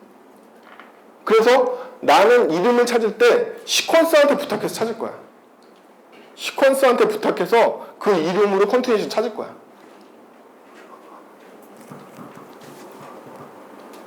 그쵸? 객체 지향에서 객체의 권리가 어디서 나오냐면 상태로부터 나옵니다. 얘가 그걸 정말 가져도 돼? 얘한테 그런 권리가 있어? 얘가 왜 그 정보를 갖고 있지? 객체 지향의 책임은 메소드로부터 나오지만 얘가 갖고 있는 권력, 권한은 상태로부터 나온단 말이야. 용호야, 에어컨 좀 켜라 그래. 또 한 27도 해놨나 보다. 그럼 몇 도로 돼 있니? 그렇죠? 그래서 컨티뉴에이션이 이 맵을 가질 수는 없다는 거예요. 컨티뉴에이션한테는 그런 권리가 없어. 왜냐하면 얘는 그냥 만들어진 객체일 뿐인 거고 각 만들어진 컨티뉴에이션 전체를 아울러서 갖고 있는 애는 시퀀스이기 때문에 시퀀스가 내가 지금 세션에서 사용하고 있는 컨티뉴에이션들의 이름 셋을 관리할 책임이 있는 거지. 제가 만약에 시퀀스를 2개 만들었어요. 똑같은 객체 컨티뉴에이션의 키를 2번 다는 걸 보면 스태틱 객체가 이쪽에 있으면 망가질 거 아니에요. 똑같이 0이라는 이름 썼으면 얘는 이쪽 시퀀스형 0번 컨티뉴에이션이고 이쪽 시퀀스형 0번 컨티뉴에이션인데 만약에 컨티뉴에이션 쪽에다 스태틱을 제가 테이블을 만들어놨으면 0번이라는 이름이 겹쳐가지고 껴먹을 거 아니야. 각 시퀀스별로 가져야만 된다는 거지. 그래요. 다이어그램이 나오면 좋겠지만 우리는 천재개발자니까 코드로 합니다. 코드로. 그러면 드디어 답이 나왔네요. 컨티뉴에이션을 저의 진입점이자 종결점으로 바라보면서 동시에 컨티뉴에이션과 시퀀스를 세팅해주고 있네요. 그쵸? 그쵸? 사후적으로 세팅한단 말이지. 사후적으로. 다음. 그래서 이렇게 시퀀스를 세팅해주는 거 과정이 있고 시퀀스를 세팅하자마자 얘가 뭘 하냐면 자기의 키와 자기를 시퀀스에 등록하는 절차를 거치겠죠. 그쵸? 이 시점인 거야. 시퀀스가 나한테 왔기 때문에 나도 시퀀스에 내 이름으로 나를 등록한 거죠. 이때 등록 절차가 끝나는 거죠. 그쵸? 이걸 네고시에이션이라고 그래요. 쌍방간 네고시에이션을 레이지로 한 거죠. 생성돼서 안 하고. 오케이. 넥스트도 그대로 다 구현할게요. 넥스트는요, 더 이상 이 컨티뉴에이션을 건들지 않아요. 처음에 진입점은. 넥스트는 오직 엔드에 있는 컨티뉴에이션에 넥스트를 넣어주고 싶을 뿐이야. 이걸 대응해주는 메소드일 뿐인 거죠. 그쵸? 그러면 마지막 녀석의 넥스트에다가 새로 들어온 애를 넣었고 그 다음번에 나의 마지막 녀석은 다시 새로 들어온 애로 바꿔주는 거죠. 이게 링크드 리스트 원리잖아. 그쵸? 그래서 마지막에는 계속 그 마지막 걸로 갱신이 된다. 처음에는 그대로 보존해두고. 그쵸? 인셋 넥스트에 호응하는 메소드를 여기다 만들어줘야 되는 거죠. 그러면 이 컨티뉴에이션은 뭘 알고 있다? 나의 넥스트가 누구인지 알고 있는 거죠. 그쵸? 나의 넥스트가 누구인지 알고 있는 거야. 그래서 자기 상태를 자기가 관리할 수 있게 되고 리즘에서 자기가 자기 상태를 관리할 수 있으니까 자기의 넥스트를 갱신할 수도 있게 된 거죠. 이름을 줬을 경우에. 이름을 안 주면 기본값은 뭐다? 얘의 넥스트는 이때 결정됐단 말이야. 이때. 코드를 괴롭히려고 분산되는 게 아니에요. 역할 모델에 따라서 만들어지기 때문에 분산되는 거지. 이때 시퀀스에 새로운 넥스트가 들어올 때 원래 나의 진짜 넥스트는 순서상의 넥스트는 이미 이때 설정이 된 거고 굳이 리줌 때 건드리면 걔로 바뀌는 거죠. 순서가. 응?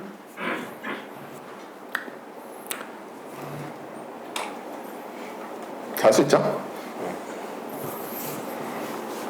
그리고 얘도 여기 생성자에서 시퀀스 세팅해준 것처럼 얘도 시퀀스 세팅해줘야겠죠? 얘도 아주 시퀀스 모르는 상태로 들어왔으니까 시퀀스 세팅해주고 얘는 계속 체인 메소드를 하려고 디스를 계속 리턴해주고 있는 거죠. 넥스트 계속 연결하면 되겠죠? 그래서 몇 개의 시퀀스로 그 연결할 수 있게 되겠습니다. 다 만들었네요. 시퀀스 객체를. 시퀀스 이터러블 객체를 다 만들었네요. 그리고 이거만큼 접대할 수 있는 컨티뉴에이션 다 만들었어요. 자, 이제 이터레이터가 남았죠. 이터레이터에서 우리가 아는 건 얘가 뭘 줬다? 컨티뉴에이션을 줬다는 걸 알고 있어요. 그쵸? 컨티뉴에이션 주는 거 알고 있죠? 시작점 컨티뉴에이션 주잖아요, 얘가. 이걸 알고 있어. 그렇기 때문에 넥스트를 구해야 되는 것과 최초의 받은 타겟으로 제가 잡아놨단 말이죠. 여기까지 구해야 된 거죠. 앞장을 보면서.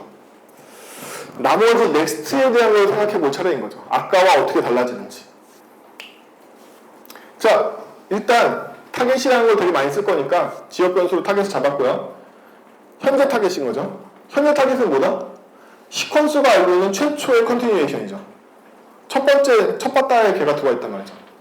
근데 걔가 undefined야. 그럼 볼장 다 본 거네. 그쵸? 그 던이에요. undefined는 던인 거지. 그래서 타겟이 더 이상 없는 경우에 대한 처리를 먼저 해줬어요. 타겟은 무조건 여기 들어왔는데 어떻게 되지? 밑에서 바꿀 예정이거든, 타겟을. 그래서 여기 날아가는 거야. 그러면 이제 진짜 저희의 용어인 해당 컨티뉴에이션의 서스펜드로 추적하도록 하겠습니다.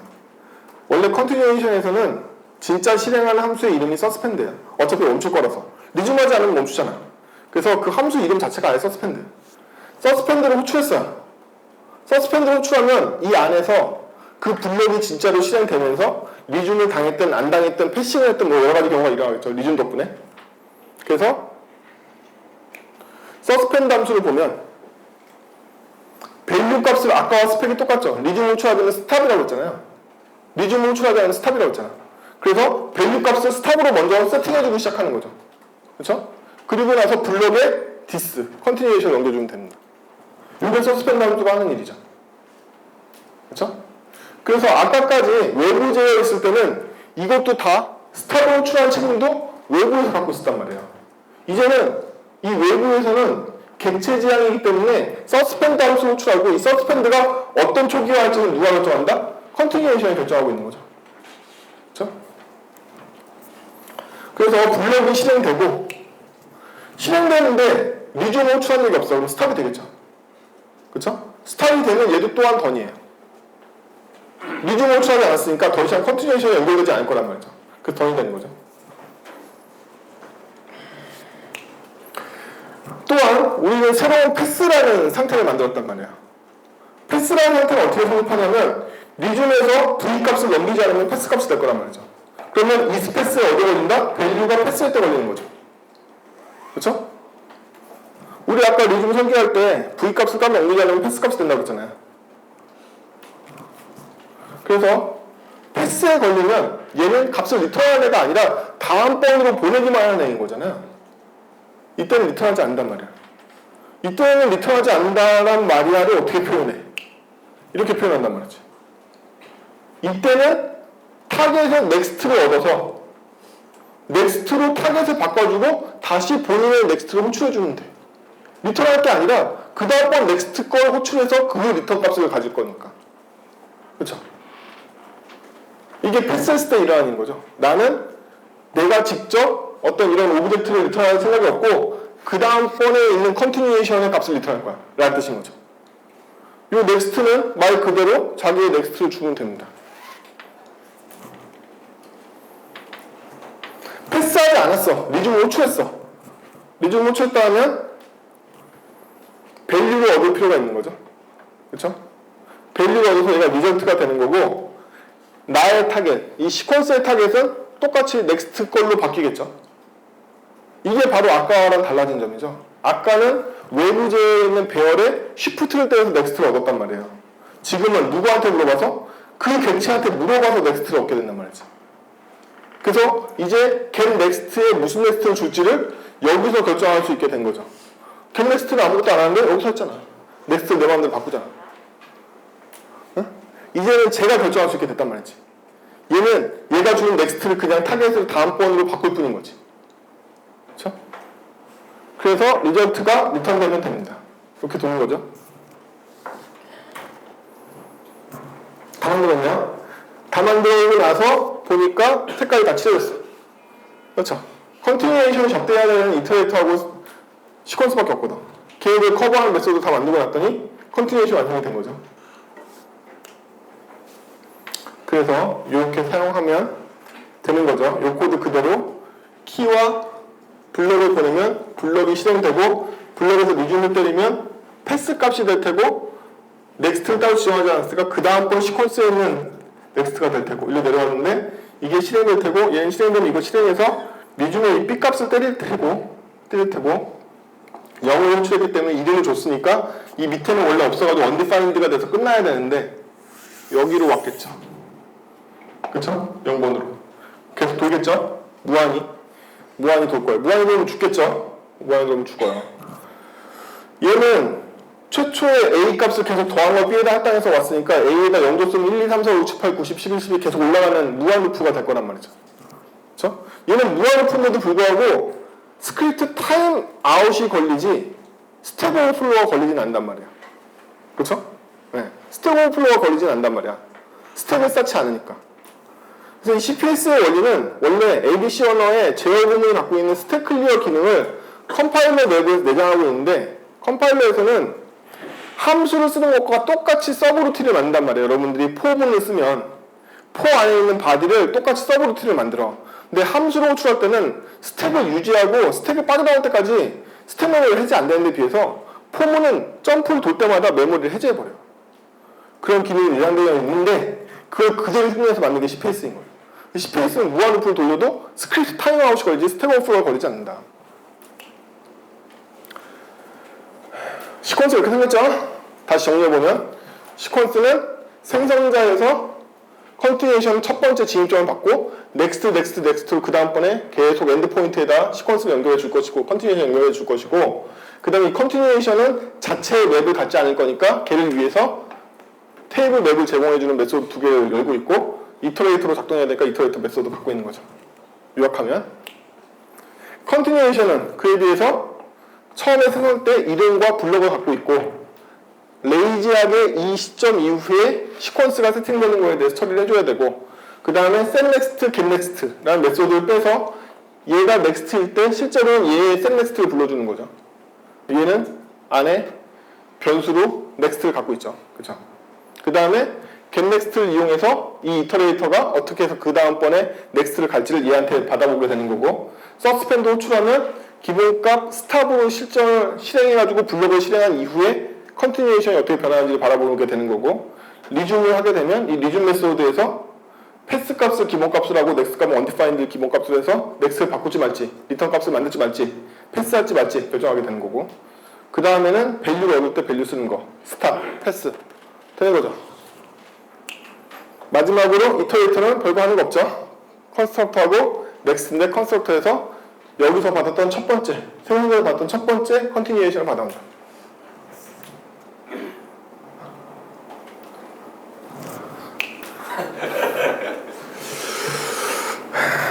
자, 그래서 여기 샘플 코드가 있습니다. 샘플 코드는 무한루프 물고기가 뻔하기 때문에 5로 주고 시작하면 0로 저쪽 올라간다고 했죠? 더 정확하게는 저희가 컨티뉴에이션 플러스를 한 다음에 넣기 때문에 0을 넣었으면 1부터 시작할 거예요. 그쵸? 1, 2, 3, 4, 5, 6, 7, 8, 90 이렇게 시킬 거란 말이에요.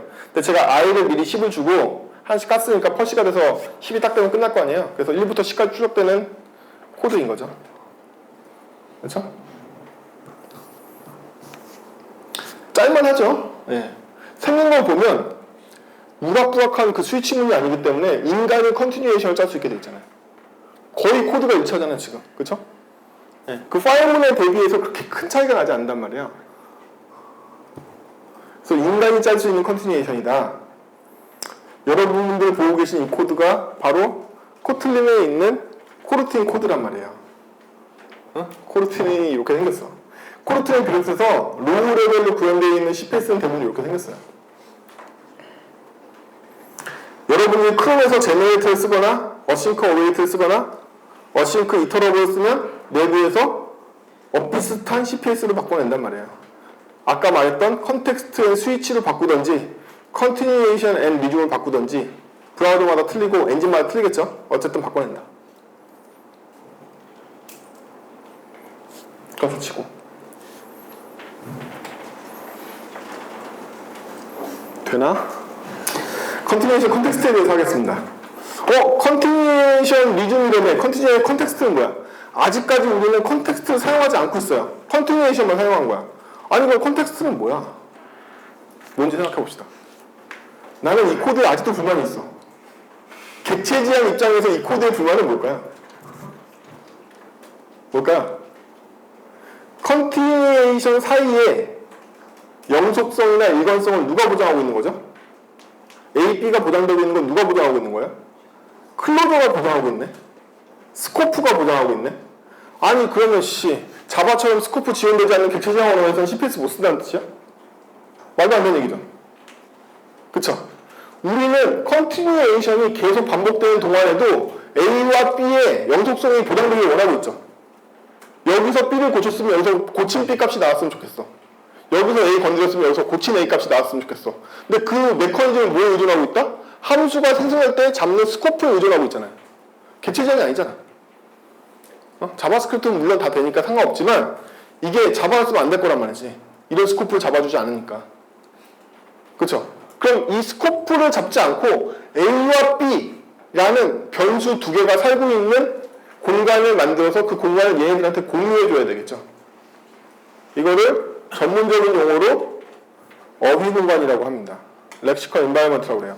렉시컬 인바이먼트는 뭐냐면 어휘라는 렉시컬 어휘인데 어휘는 별거 아니에요. 변수들의 어휘라고 생각하시면 돼요. 여러분들이 프로그래밍 할 때 쓸 수 있는 명사는 뭐밖에 없다? 메모리의 별명인 변수밖에 없다. 따라서 여러분들이 쓸 수 있는 유일한 어휘는 두 가지밖에 없어. 함수나 클래스 이름 아니면 변수 이름. 퉁쳐서 다 변수 이름이야. 그쵸? 여러분들이 쓸 수 있는 단어는 변수 이름밖에 없어. 나머지는 다 뭐다? 키워드밖에 없다. 키워드는 뭐에다 쓰는 건데? 컴파일러한테 힌트 주려고.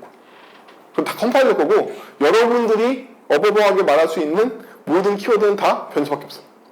그러면 어휘 공간이라는 건 뭐냐면 어떤 영역에 따라서 그 어휘가 인식되거나 인식되지 않는 걸 경험하시죠. 블록 스코프 안에 있는 변수는 블록 외부에서 인식되지 않아. 함수 스코프 안에 있는 변수는 함수 외부에서 인식되지 않아. 왜지? 어휘 공간이 한정되어 있기 때문이야. 렉시컬 엔바이러먼트가 함수 내부에 한정되어 있거나 렉시컬 엔바이러먼트가 블록 안에 한정되어 있기 때문이지. 즉, 그 블록 안에서는 이 어휘 환경 내에서밖에 개발을 못해. 라고 제약을 주는 시스템. 이거 다 공짜 아니에요. 옛날 시험에 이런 기능이 없어. 다 만들어낸 거야. 왜? 어휘 공간을 제약함으로써 이름에 대한 혼동을 방지할 수 있으니까. 여러분들이 I라는 변수를 몇 번이나 쓸 것 같아요? 100만 번 쓸 거 아니야. 어휘 공간이 나눠져 있지 않으면 감당이 되나? 감당이 안 될 거 아니에요. 그쵸? 그럼 여러분들은 모든 전역 변수에 고유한 이름을 지을 수 있단 말이야? 변수가 몇 개씩 나오는데 여러분 평균적으로 컴파일러 때리면요 보통 10,000개 이상 나온다. 변수 이름이. 다 따로 줄 수 있어요? 못 주잖아요. 그렇기 때문에 우리는 어휘를 인식할 수 있는 범위를 한정짓는 시스템을 언어에 도입한 거예요. C 언어의 위협이지. 이게 바로 B 언어와 C 언어의 차이점이에요. 어쨌든 어휘 공간으로 우리는 이걸 해결해야 되는데 어휘 공간, 즉 렉시컬 인바이러먼트 더 나아가서 이거의 구현체인 렉시컬 컨텍스트를 만들어서 컨텍스트 객체를 공유함으로써 렉시컬 문제를 해결한다. 얘는 그렇게 안 하고 함수가 만들어질 때 자동으로 인식하는 언어 차원의 스코프를 렉시컬 인바이러먼트로 쓰고 있단 말이지. 이걸 받아들일 수 없다는 거야. 객체 지향에서는. 안 되는 언어도 있기 때문에. 따라서 우리는 이거 두 개를 가두는 변수 공간을 만들어야 돼요. 어떻게 만들죠? 그냥 맵으로 만들면 됩니다. 신경 안 쓰고. 그쵸? 즉 A라는 키값에 그 값을 담아두고 B라는 키값에 그 값을 담아두고 얘네들도 그 맵에 있는 값들을 갱신하는 코드로 바꿔주면 되겠네요. 원리는 그렇습니다. 이 사람들 또 무슨 얘기 하나 하지? 제가 오늘 수업하면서 여러 가지 느끼는데 피드백 좀 주세요. 제가 코드 레벨을 어디로 올려야 될지 내가 잘 모르겠어요. 원래 이 CPS는 어려운 주제예요. 제가 이 강의 모집할 때부터 우리는 CPS를 배운다고 그랬잖아요. 오늘 배우는 거는 제가 마지막까지 수업해도 오늘 제일 쉬운 거야, 여전히. 오늘은 동기 명령이잖아. 이게 다 넥스트가 동기로 돌잖아. 동기로 쉽잖아. 내가 그 블록 코치하면 결과값 받아가지고 처리하는 정확하게 싱크 로직이잖아요. 싱크 로직이 없단 말이에요, 이 안에. 그러니까 오늘 쉬운 CPS란 말이에요. 자, 이 A와 B가 어휘란 말이죠. 이 안에서 공유되어야 되는. 얘가 바로 컨텍스트에 소속되어 있는 어휘야. 그렇죠? 여기서도 A를 고쳤으면 그 고친 A 값으로 여기 와야 돼. 새로운 A 값이 오면 안 돼. 이 B 값도 마찬가지야. 그래서 이 두 군데서 공유할 수 있는 컨텍스트를 만들어줘야 된다. 이게 바로 CPS에서 얘기하는 컨텍스트예요. 그러면 이쪽도 마찬가지로 스케치부터 해보면 되겠죠? 그래서 우리는 더 이상 얘를 시퀀스라고 부르지 않겠어. 컨텍스트라고 부르겠다 이거야. 컨텍스트가 set A, set B를 한 거죠 지금. 오케이? 어휘 공간을 설정한다며. 우리는 클로저를 용서할 수 없다며. 클로저 안 쓰기로 마음먹었어. A는 그럼 우리 어휘 공간을 잡아줘야 되고, B도 이 여기 있는 스코프 변수 B가 아니라 직접 우리 어휘 공간을 잡아주게 된다고. 이렇게. 그 다음에 넥스트를 연결해주는 건 똑같아요. 단지 생성자와 넥스트의 구분이 없으니까 넥스트 메소드 안에서 얘가 처음인지 아닌지 구분한 if문이 들어가 있게 되겠죠? 그렇죠? 그런 정도입니다. 그런 정도. 아무튼 이렇게 만드는 건데, 자 그러면 컨텍스트 객체는 외관상 보면 맵이네요. 그렇죠? 맵이니까 이런 거 되는 거 아니야? 나도 해도 계속 멍 때리시는 이유는 맵을 안 써보셨기 때문이죠. 맵은요 처음부터 셋 체인을 하도록 메소드가 설명되어 있어서 원래 자바스크립트 맵은 셋하면 체이닝 메소드란 말이야. 그 다음에 맵이 계속 나와. 근데 제가 그 흉내내고 있다는 얘기는 얘를 맵으로 보고 있다는 얘기죠. 그렇죠? 제가 전에 말씀드렸는데 ES6 이후의 클래스 구문은 프로타입의 변형이나 평행법이 아니에요. 객체를 만드는 방법이 전혀 다르단 말이야. 얘는 어떻게 만든다? 기본 생성자가 나올 때까지 계속 추적해서 기본 생성자로 객체를 만들고 그 다음번에 상속받은 애들을 꾸며가는 식으로 만들어진단 말이야. 그에 비해서 ES5까지의 객체는 어떻게 만든다? 무조건 오브젝트를 만들고 오브젝트가 체인을 제가 강제로 하면 그냥 오브젝트에다 속성을 추가해 간단 말이지. 여러분들 ES5까지는 무슨 수를 써도 오브젝트밖에 못 만들어요. 여러분들은 함수를 만들 수도 없고 배열을 만들 수도 없고 정규식 객체를 만들 수 없어. 여러분들이 만들 수 있는 뉴루테이스 만드는 객체는 오직 오브젝트뿐이야. 하지만 ES6는 이후부터는 그렇지 않다는 거지. 왜? 기본 생성자라는 걸 찾아가지고 자바스크립트 코어에 있는 기본 생성자를 만날 때까지 이렇게 찾아 올라가. 걔를 만들고 거기다 꾸민단 말이에요. 그럼 저는 얘를 맵을 상속해서 만들 수 있다는 얘기네요. 그렇죠? 그래서 여기에는 제가 스코프 변수를 용서하지 않을 거기 때문에 렉시컬 인바이먼트로 옮겼죠. 그렇죠? 컨텍스트로 옮겼단 말이에요. 그리고 안타깝게도 이전에 우아했던 이런 스코프 변수를 쓰던 코드들은 컨티뉴에이션에 있는 컨텍스트에 있는 셋 get을 이용해서 표현해야 된다. 순수 객체 지향이 이렇게 빡셉니다. 그렇죠? 사실은 이런 거라는 거야. 스코프가 도와주지 않았다면 이렇게 만들어야 된다는 거지. 그렇죠? 그렇죠? 아니 얘가 이미 컨텍스트로 들어오는데 어디서 왜 다시 컨텍스트 갔냐고? 안 그러면 이런 메소드들이 섞이잖아요. 그러니까 변수 공간만 따로 하려고 컨텍스트를 가져와서 요 맵에 있는 내용만 따로 할 때 얘를 쓰려고 그러는 거죠. 그렇죠? 그렇고 컨텍스트 객체 만들면 되죠. 요구사항이 나왔으니까. 맵을 상속받으면 셋 get은 이미 다 해결된 거고. 그렇죠? 맵을 상속받았으니까 셋 get은 이미 다 해결됐잖아요. 여기 다 된 거고, 얘는 테이블은 따로 관리해야겠죠. 자기 맵에다 테이블 넣으면 엉망진창 될 거 아니야. 0이라는 이름이 변수 이름인지 컨티뉴에이션의 키인지 알 수 없게 되잖아요. 그래서 맵이지만 안타깝게도 안에 다시 맵을 잡아줬어요. 그 다음에 아까 컨트와 엔드로 잡으니까 이름이 혼란스러워. 그건 만들어보고 알게 된다는 거예요. 여러분 좋은 이름들은요 만들어보고 더 직관적인 이름을 고치시면 돼요. 아까는 컨트와 엔드라고 생각했지만 사실은 스타트와 엔드인 거지. 지금 이름이 더 좋잖아. 그렇죠? 그래서 첫 번째 넥스트를 호출했을 때는 스타트가 비어있을 거기 때문에 스타트와 엔드를 다 얘로 잡아주면 돼. 훨씬 더 이름이 좋아졌죠. 그렇죠? 아니고 스타트가 이미 차 있는 경우에는 엔드에다가 넥스트만 넣어주면 돼. 아까 할당식은 우항이 값이 된다고 했죠? 현재 엔드에 넥스트를 새로 들어올 값을 넣어줬어. 그리고 엔드를 컨트로 넣어줬어. 이렇게 된 거죠? 어? 할당식을 연결해봤자 우에서 좌로 해석되는데 해석돼봤자 얘가 얘한테 들어가는 게 아니라는 거예요. 얘가 계속 일로 들어가는 거지. 우항으로 할당되기 때문에. 여러분들 바보 아니고 천재죠? 저 막 써요. 자바스크립트 언어. 스펙대로. 가독성이란 뭘까요? 얼마나 무식하냐 뭐 이런 거 아니에요? 내가 더 무식해를 증명하려고 가독성을 높이는 거잖아. 그렇죠? 우리 팀원 중에 더 무식한 애가 있어서 이 정도로 가독성이 안 되는데요 뭐 이런 거잖아요. 전 여러분들 천재라고 생각해요. 맞죠? 천재 수업으로 갑시다. 자, 마지막으로 이 이 컨티뉴에이션의 컨텍스트로 자기를 넣어주는 거죠. 그렇죠? 아까 시퀀스였는데 지금 컨티뉴에이션 없잖아요. 귀찮기 때문에 게터 세터를 다 만들어줄 거야. ES6니까 개선해서. 그래서 여기도 넥스트 그냥 넣은 거예요. 아까는 셋 넥스트 했는데 자바식으로. 그럴 필요가 없으니까.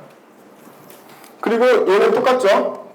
똑같은 메소드고 얘도 이제 인터레이터 기체 만들면 되죠. 스타트를 넘겨서. 이것도 얼마나 커뮤니케이션이 좋아졌죠? 아까 NMO와 콘트보다 첫 번째 노드를 넘겼구나, 첫 번째 컨티뉴에이션을 넘겼구나 볼 수가 있으니까. 컨티뉴에이션의 변화를 볼까요? 컨티뉴에이션의 변화를 보면 set 띄고 메소드 이름 쓰면 세터가 되는 거고 get 띄고 이름 쓰면 게터가 되는 거죠. 그렇죠? 식순법 그대로 쓰면 되니까. 자, 그전처럼 생성할 때는 키와 블럭을 받아서 키와 블럭에 넣습니다. 그 다음에 컨텍스트를 세팅하게 되면 컨텍스트 넣어주고 set 컨트에 자기 넣어줘야 하는 거 똑같죠. 컨텍스트가 어차피 이 테이블 갖고 있으니까. 그 다음에 컨텍스트를 얻어오고 싶을 때 아까 호스트 코드에서 점 컨텍스트 set get 했잖아요.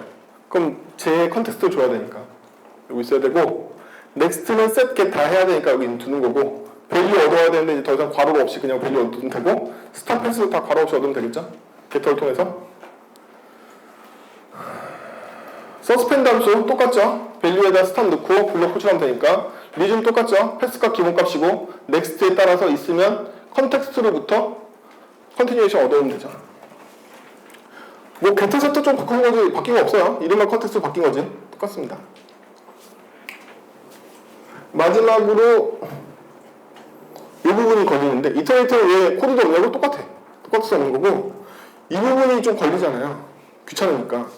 그러면 우리는 컨티뉴에이션을 아는데 컨티뉴에이션 안에 있는 컨텍스트를 읽어와서 걔의 게터 세터를 이용하려고 그랬단 말이야지. 어휘 공간을 얻기 위해서.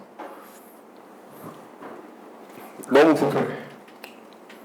이 정도 줄입시다. 그냥 컨티뉴에이션에 있는 게터 세터를 사용해서 쓰기로 합시다. 컨티뉴에이션은 게터 세터가 없는데 만들면 되지. 그쵸? 그래서 더 이상 컨텍스트 외에 노출하지 않고 getset 함수를 만들어서 컨티뉴에이션의 getset을 대행하고 있죠. 그러면 코드가 이 정도로 줄이겠죠.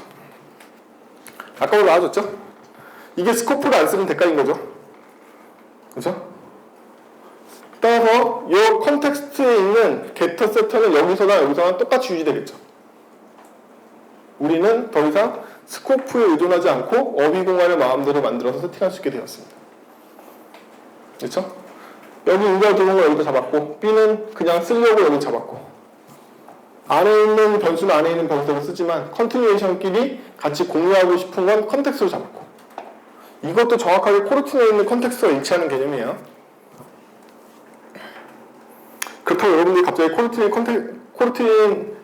코트린에 있는 코르틴을 보면 이해가 되는 건 아니지만 어초 이렇게 생겼습니다. 그러니까 모든 컨티뉴에이션 시스템 다 이렇게 생겼어요. CPS는. 이걸 어떻게 응용하냐에 달려있는 것 뿐이에요. 여기까지 해서 여러분들은 제너레이터를 직접 만들 수 있게 되고요. 아닌가? 다 공개되잖아. 어차피 영상 있고 코드 있잖아. 코드 있어. 이거 저 그냥 날로 제가 평소에는 귀찮아가지고 그냥 파워포인트 날로 칠 때도 많은데 여러분들을 위해서 이번 수업은 제가 다 이렇게 인텔리제에서 쳐봐서 도는 것만 갖고 온단 말이에요. 옛날 교환에는 안 되는 것도 있어. 귀찮아가지고 그냥 그 자리에서 만들어서. 이것도 그냥 아무 생각 없이 막 만들어가지고 돈 안 들어 확인만 하고 와가지고 아까 같은 그걸 칠 수 있을지도 몰라요. 뭐 슬라이스 빼먹은 거 뭐 이런 것들. 근데 이런 애들은 아예 슬라이스의 문제가 안 생겼죠. 왜? 컨티뉴에이션 그냥 보내니까. 노드를 끌어먹은 것도 아니고. 즉 그게 뭐다? 객체에 대한 역할 분담이 제대로 됐기 때문에 쓸데없는 외부 제어가 제거돼서 슬라이스 0 같은 것도 필요 없게 된 거죠. 코드의 버그가 왜 생긴다? 잘못 만들었으니까. 왜? 쓸데없는 일을 걔가 하고 있거나 걔가 하지 말아야 되는 일을 걔가 하니까. 그걸 억지를 부려니까 그렇게 되는 거죠. 그렇죠? 대부분의 객체 지향 솔루션에서는요, 컬렉션적인 솔루션을 언제나 링크드 리스트적인 해법을 바꾸길 원해요. 여러분들이 배열이나 셋이나 맵을 남발하고 있다면 뭔가 잘못하고 있는 걸 거야. 아마도. 함수형 프로그래밍을 하고 있을 거야. 아마도. 객체 지향 프로그래밍은 아니야. 객체 지향 프로그래밍은 컬렉션으로 하지 않기를 바라고 있거든. 진짜 컬렉션이 아닌 이상. 데이터 컬렉션이 아닌 이상. 보통은 이렇게 링크드 리스트로 풀리거든. 그렇죠? 데코레이터 패턴이나 기타 등등 디자인 패턴 생각해보시면 다 아시게 되는데 동형 엘리먼트에 대해서 다 링크드 리스트로 푼단 말이에요. 오늘 코드가 그게 와닿게 했는지 안 했는지 모르겠네. 그래서 이터레이터 코드는 똑같죠? 똑같아요. 이름만. 아까는 메소드였는데 지금은 그냥 할당문하고 이름으로. 그렇죠? 아까는 넥스트 괄호괄호였고 패스 괄호괄호였는데 다 이름만. 그렇죠? 넥스트 호출해서 가고 패스하고 똑같죠? 코드 똑같습니다. 여기만 세터 게터로 바뀐 거죠. 이거 하면 안 되겠죠? 이거 다음 주에 다음 주에는 이걸 베이스로 어싱크 이터레이터를 직접 구현하냐면 그렇진 않고요. 자바스크립트에 있는 어싱크 이터레이터를 살짝 응용해서 여러 가지 샘플을 만들어 보고 어떻게 분산할지에 대해서 더 살펴보는 걸로 하겠습니다. 수고하셨습니다.